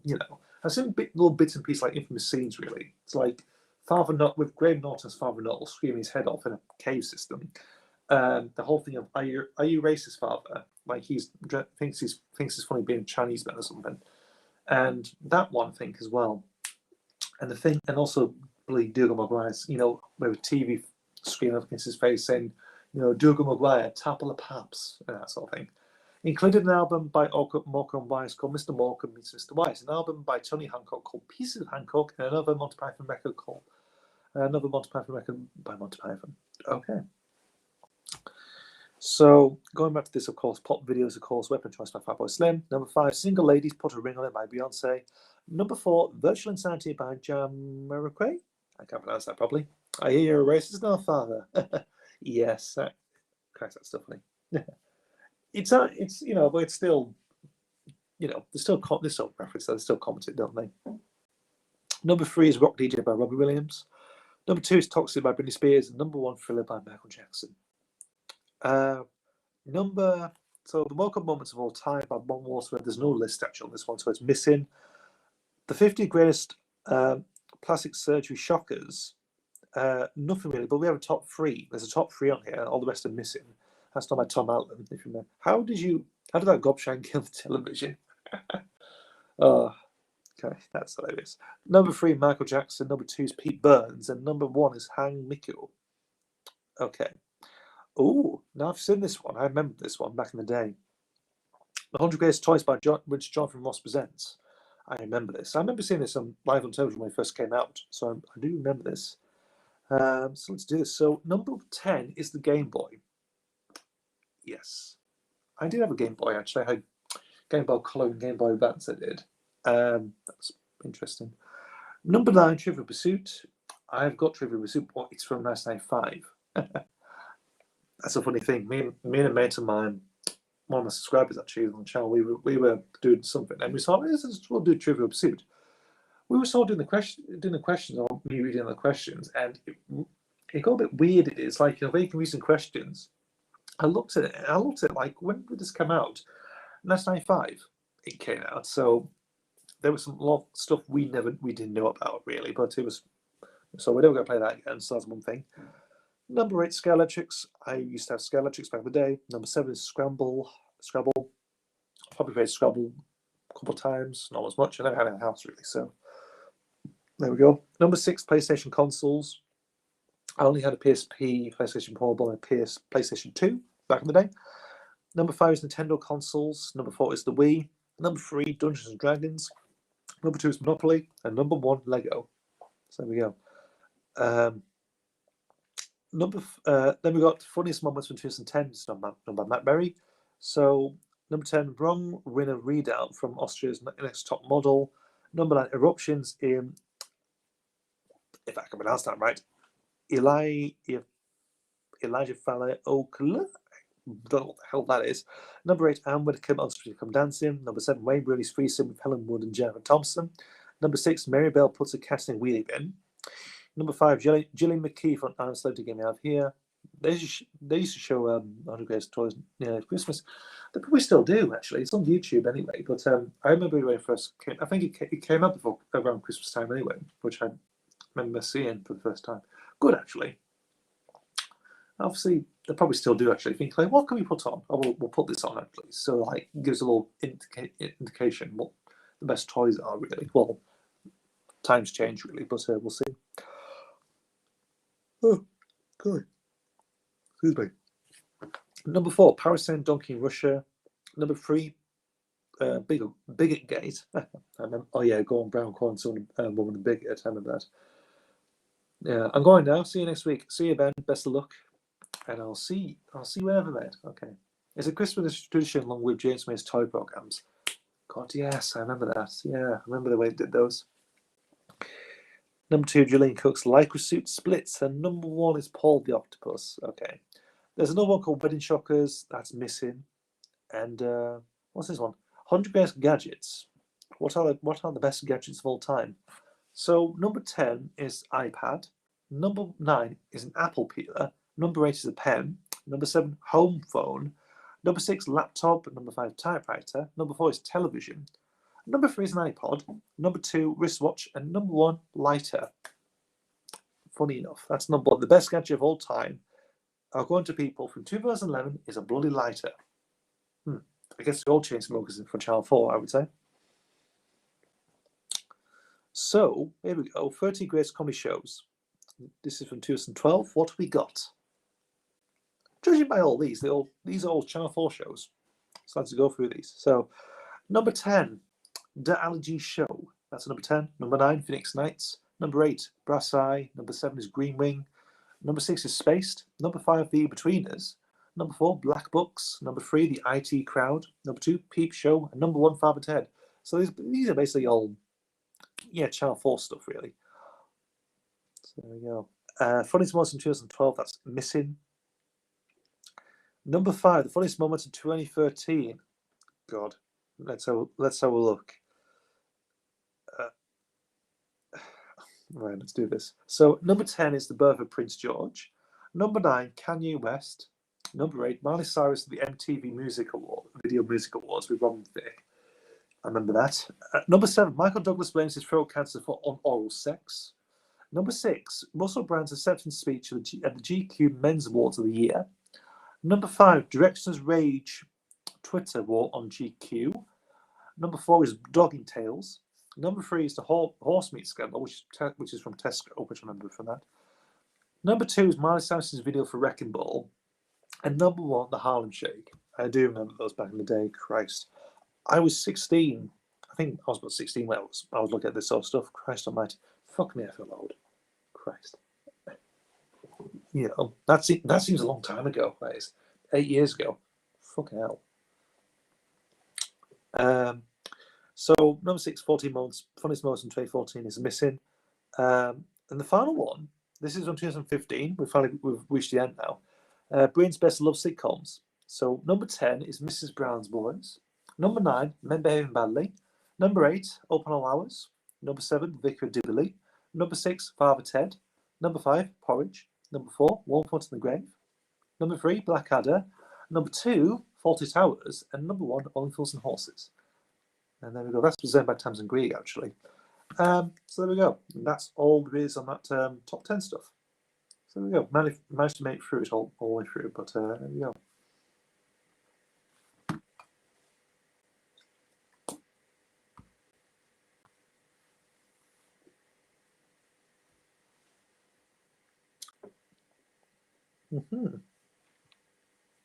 So there we go. I'm just going to have a little stuff to drink as well. Where's it? Raspberry Copperberg. Not too bad, actually. Sitting there, relaxing, having a drink. Indeed. My God. I know. What was I doing? What was I going to think of? There was some stuff, actually. So I was meant to say, actually, on some news, actually, on time, actually. I found out some stuff recently. Obviously, we know if you follow on with Doctor Who, of course, the modern series, Jodie Whittaker and Christian are leaving next year. They There's some news saying that this woman called Sally Wainwright is going to be the next showrunner from season 14. And obviously, this is sort of a lot of speculation, really. A lot of people actually speculate she's going to be the next one, of course, which is interesting because I always thought someone like Pete McTeague would be the perfect choice for it because I'm trying to research because he did some showrun some stuff actually, if I'm familiar.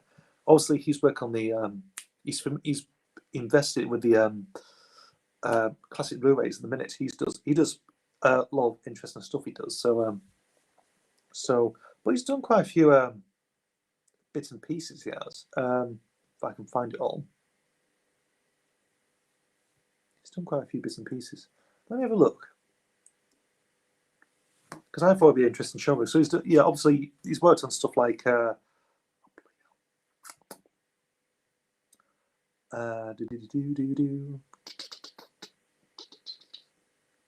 many wrote for EastEnders, which is interesting. But he's also done stuff for Australia as well, like Crownies, Tricky Business, and Winners and Losers. He's also he created Wentworth. He did. He was the head writer of Wentworth Prison, if you're familiar with that show, which I remember. So that did that one. He also did stuff for the Dr. Blake Mysteries, but he also did his own show, which is Nowhere Boys, some supernatural teen stuff, really. And he also did Glitch. Says here, of course, he's wrote sleeve notes for many of the Doctor Who DVD releases during the final range, actually. So in the last bit, he's been writing all the insert stuff. In the insert booklets, you get the classic DVDs. He's been writing all them, really. And he's the content consultant for the classic Blu-ray range. Writes the booklets as well, but it's also like what goes into these special features, what is included as well. So he's a consultant on that thing as well. That's what he's heavily involved with. Obviously, he's written 2 stories already, Kablam and Praxis, which he and Shimmer wrote as well. I'm not too sure if he's writing for this for number 13, this 6-part of series. That's also one story. I'm not too sure if he's involved with that. I don't know. I think Maxine Alton is, and I think Ed Hine is as well. I'm not too sure if he's involved as well. I'm not too sure. But he's also doing stuff. He's doing The Pact as well. I think that's new. Yeah, but he's a head writer as well. Very much does his own shows and whatnot. I thought it'd be an interesting, choice for showrunner because obviously he's heavily involved with the Blu-rays. Doctor Who's he's the fan, really. So he's another one who's a fan to join on board, really. But there's a lot of stuff saying that this one was Sally Wainwright, she's done. Let me try and research again. But she's done quite a few things. Quite a lot of TV dramas for ITV, really.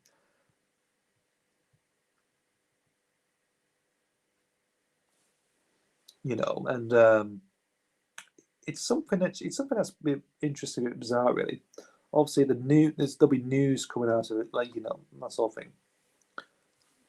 Having done this sort of thing, very much. Let me have a look. 63. She's Yorkshire born. She is whatever. Credits. Writer.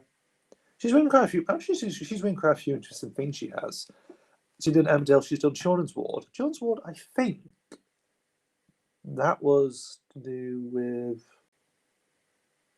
who was writing that.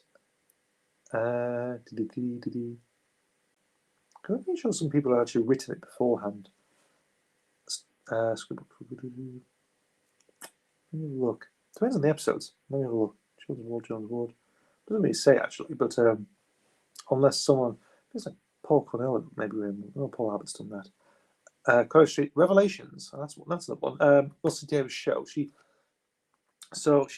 worked with Russell Davis beforehand on Revelations back in the 90s. So that was one thing. So she's worked with him. What she's done? She's done all these things. She's done Unforgiven. She's worked in Scott. She's written. She was the She's a creator as well. She's done She's again, what's she done? At Home with the Braithwaite, Spark House, Jane Hall, The Amazing Mrs. Pritchard, Dead Clever, Bonkers, Unforgiven, Scott and Bailey, Last Tango in Halifax, The Last Witch, Happy Valley, To Walk Invisible, and Gentleman Jack. That's what she's doing. That's what she's done. She's done all these creating stuff anyway. So she's done, again, like a head writer, creator type person, really. But it's an interesting one, like an interesting choice, really. But unless it's to rejuvenate the show again, I'm not too sure, really. But we'll see how it goes. Maybe see how it pans out, really. I think it might be an interesting idea for the BBC to do something like a person who probably hasn't written for it, like an outsider, really. I think that's what they're going for. It's like people think, they want to get Charlie Brooker to write it. I mean, that's in the air all the time, really. But I don't know. Probably that's the least likely to happen, I would probably say. But this one, it might inject some new stuff. Someone who's probably never, touched Doctor Who really, or done stuff like fantasy sci-fi or something like that. Who probably just like down to earth drama, police drama, crime drama, that sort of thing, really. But there's obviously she did Period as well. She did Gentleman Jack recently. Who knows? It might be an interesting foray for her. It depends on how it goes. Actually, the thing that's sort of like, do we get like standalone stories, or are we getting stuff like what we're getting now? Actually, like a story spanned over 6-7 episodes. Really, we are getting that in this series actually, and Chibnall's last series. But I don't really know. We'll see how it pans out, really. But I thought let people know that. But I think it seems an interesting idea. But we'll have to see what happens. In the next year. See who replaced the Chibs. We'll have to see. So yeah.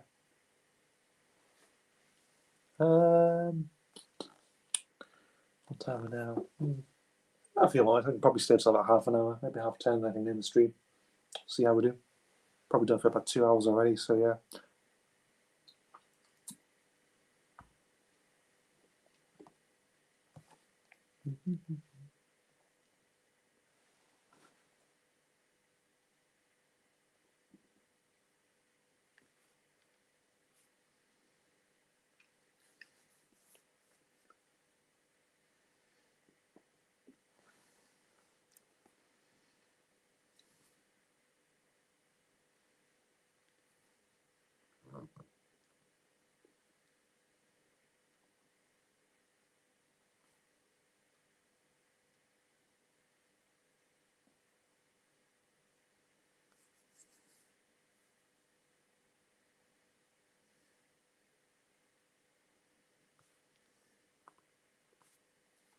I don't know what to say. Well, I don't know either, really. I was thinking about that's also the point anyway. But there we go. Oh, well, I can't really say actually.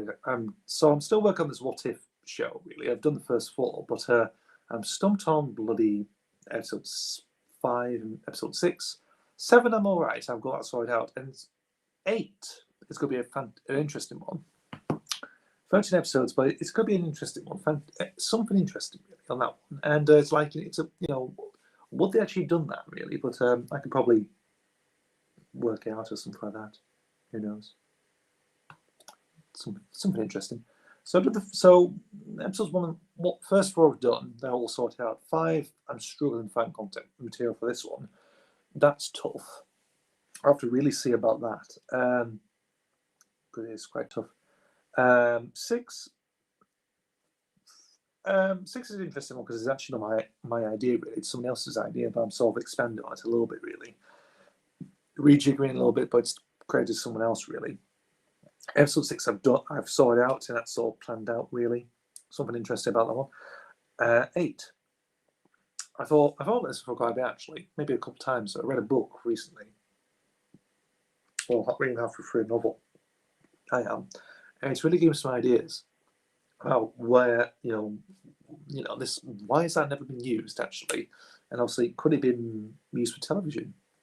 And obviously and also you find out what was never, what was never adapted, and it's actually adapted to other bits and pieces like comics and whatnot. And it's like, oh, then what? All that stuff. And actually think about it, it could probably be very batshit crazy and everything else. Like you have like some down to stories, and you have some weird stuff as well, like complete off kilter, like representing different parts of the decades, really. Like bringing this back, really. Like sort of like, oh, it's bringing up, it's continuing on what's happened in the 80s. It's continuing on what's happened in the 70s, whatnot, type thing. Story beats like that. It's like, oh, we've done stuff like that before. It's like something like that. With episode 8. But I need to assemble these episodes together. Really think about what it should be, how it's going to pan out, and it'll be an interesting series for this one. That series for episode 8, that would be really fascinating. I'm not going to say what it is, but it'll be something. Who knows? Again, I'm really struggling for stuff really to say, really, but I think we'll soon end, really. I haven't got very much to say, really. Anything else? I think we said what we had to say for tonight, really, but who knows?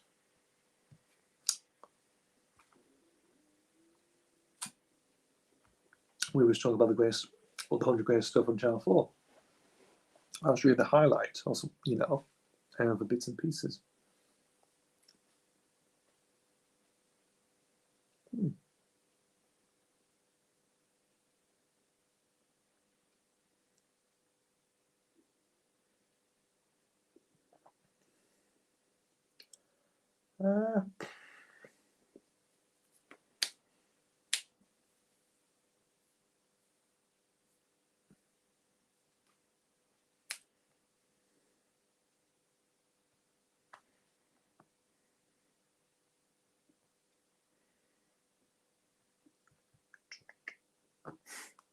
Again, nothing else to do, really.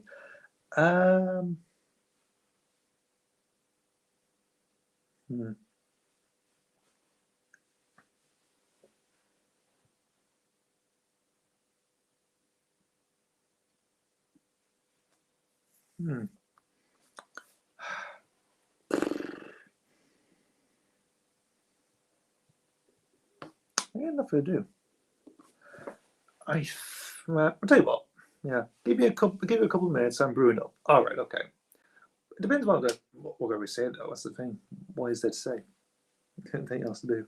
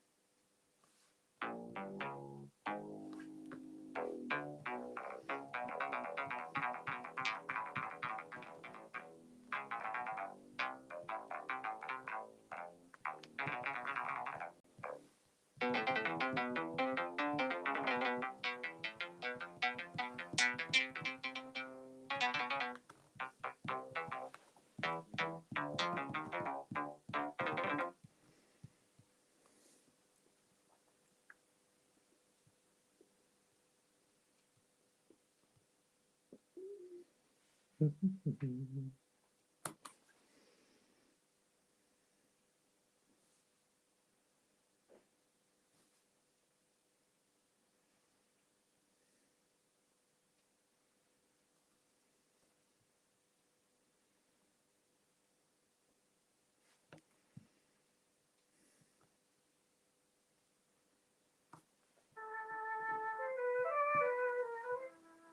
not going to say because Kel was born, that's all right.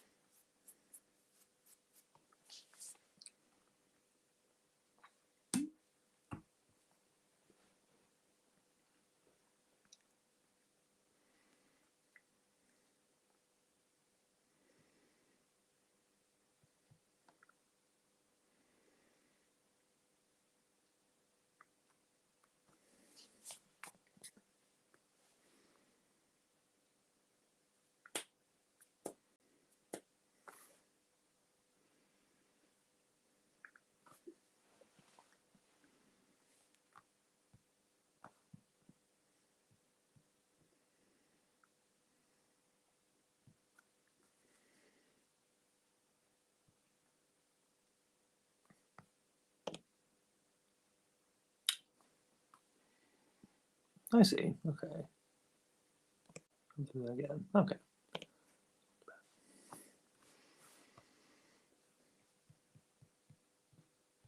Play some mad guitar.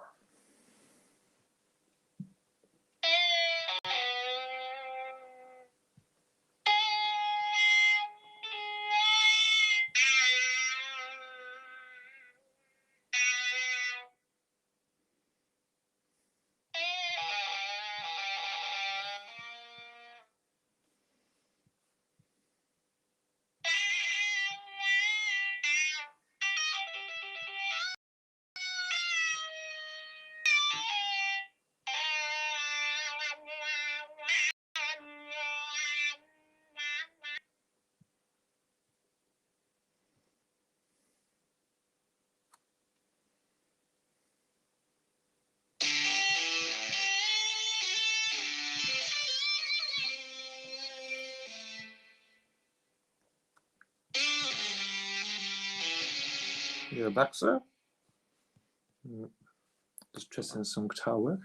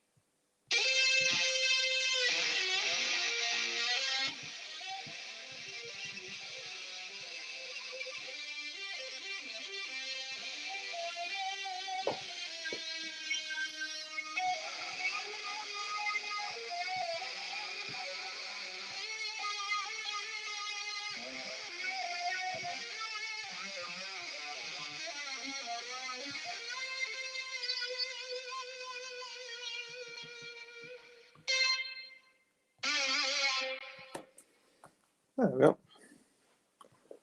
Love doing that sometimes. Keeps yourself going sometimes. I like to.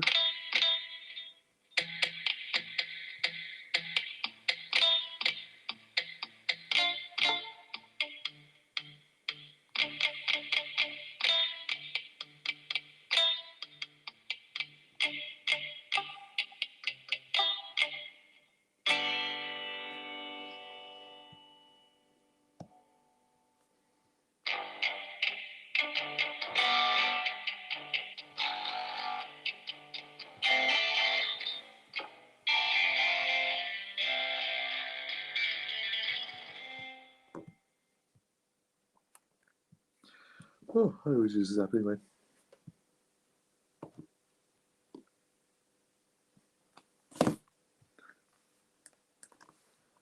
God. I really got nothing else to say, really. Just, not really. You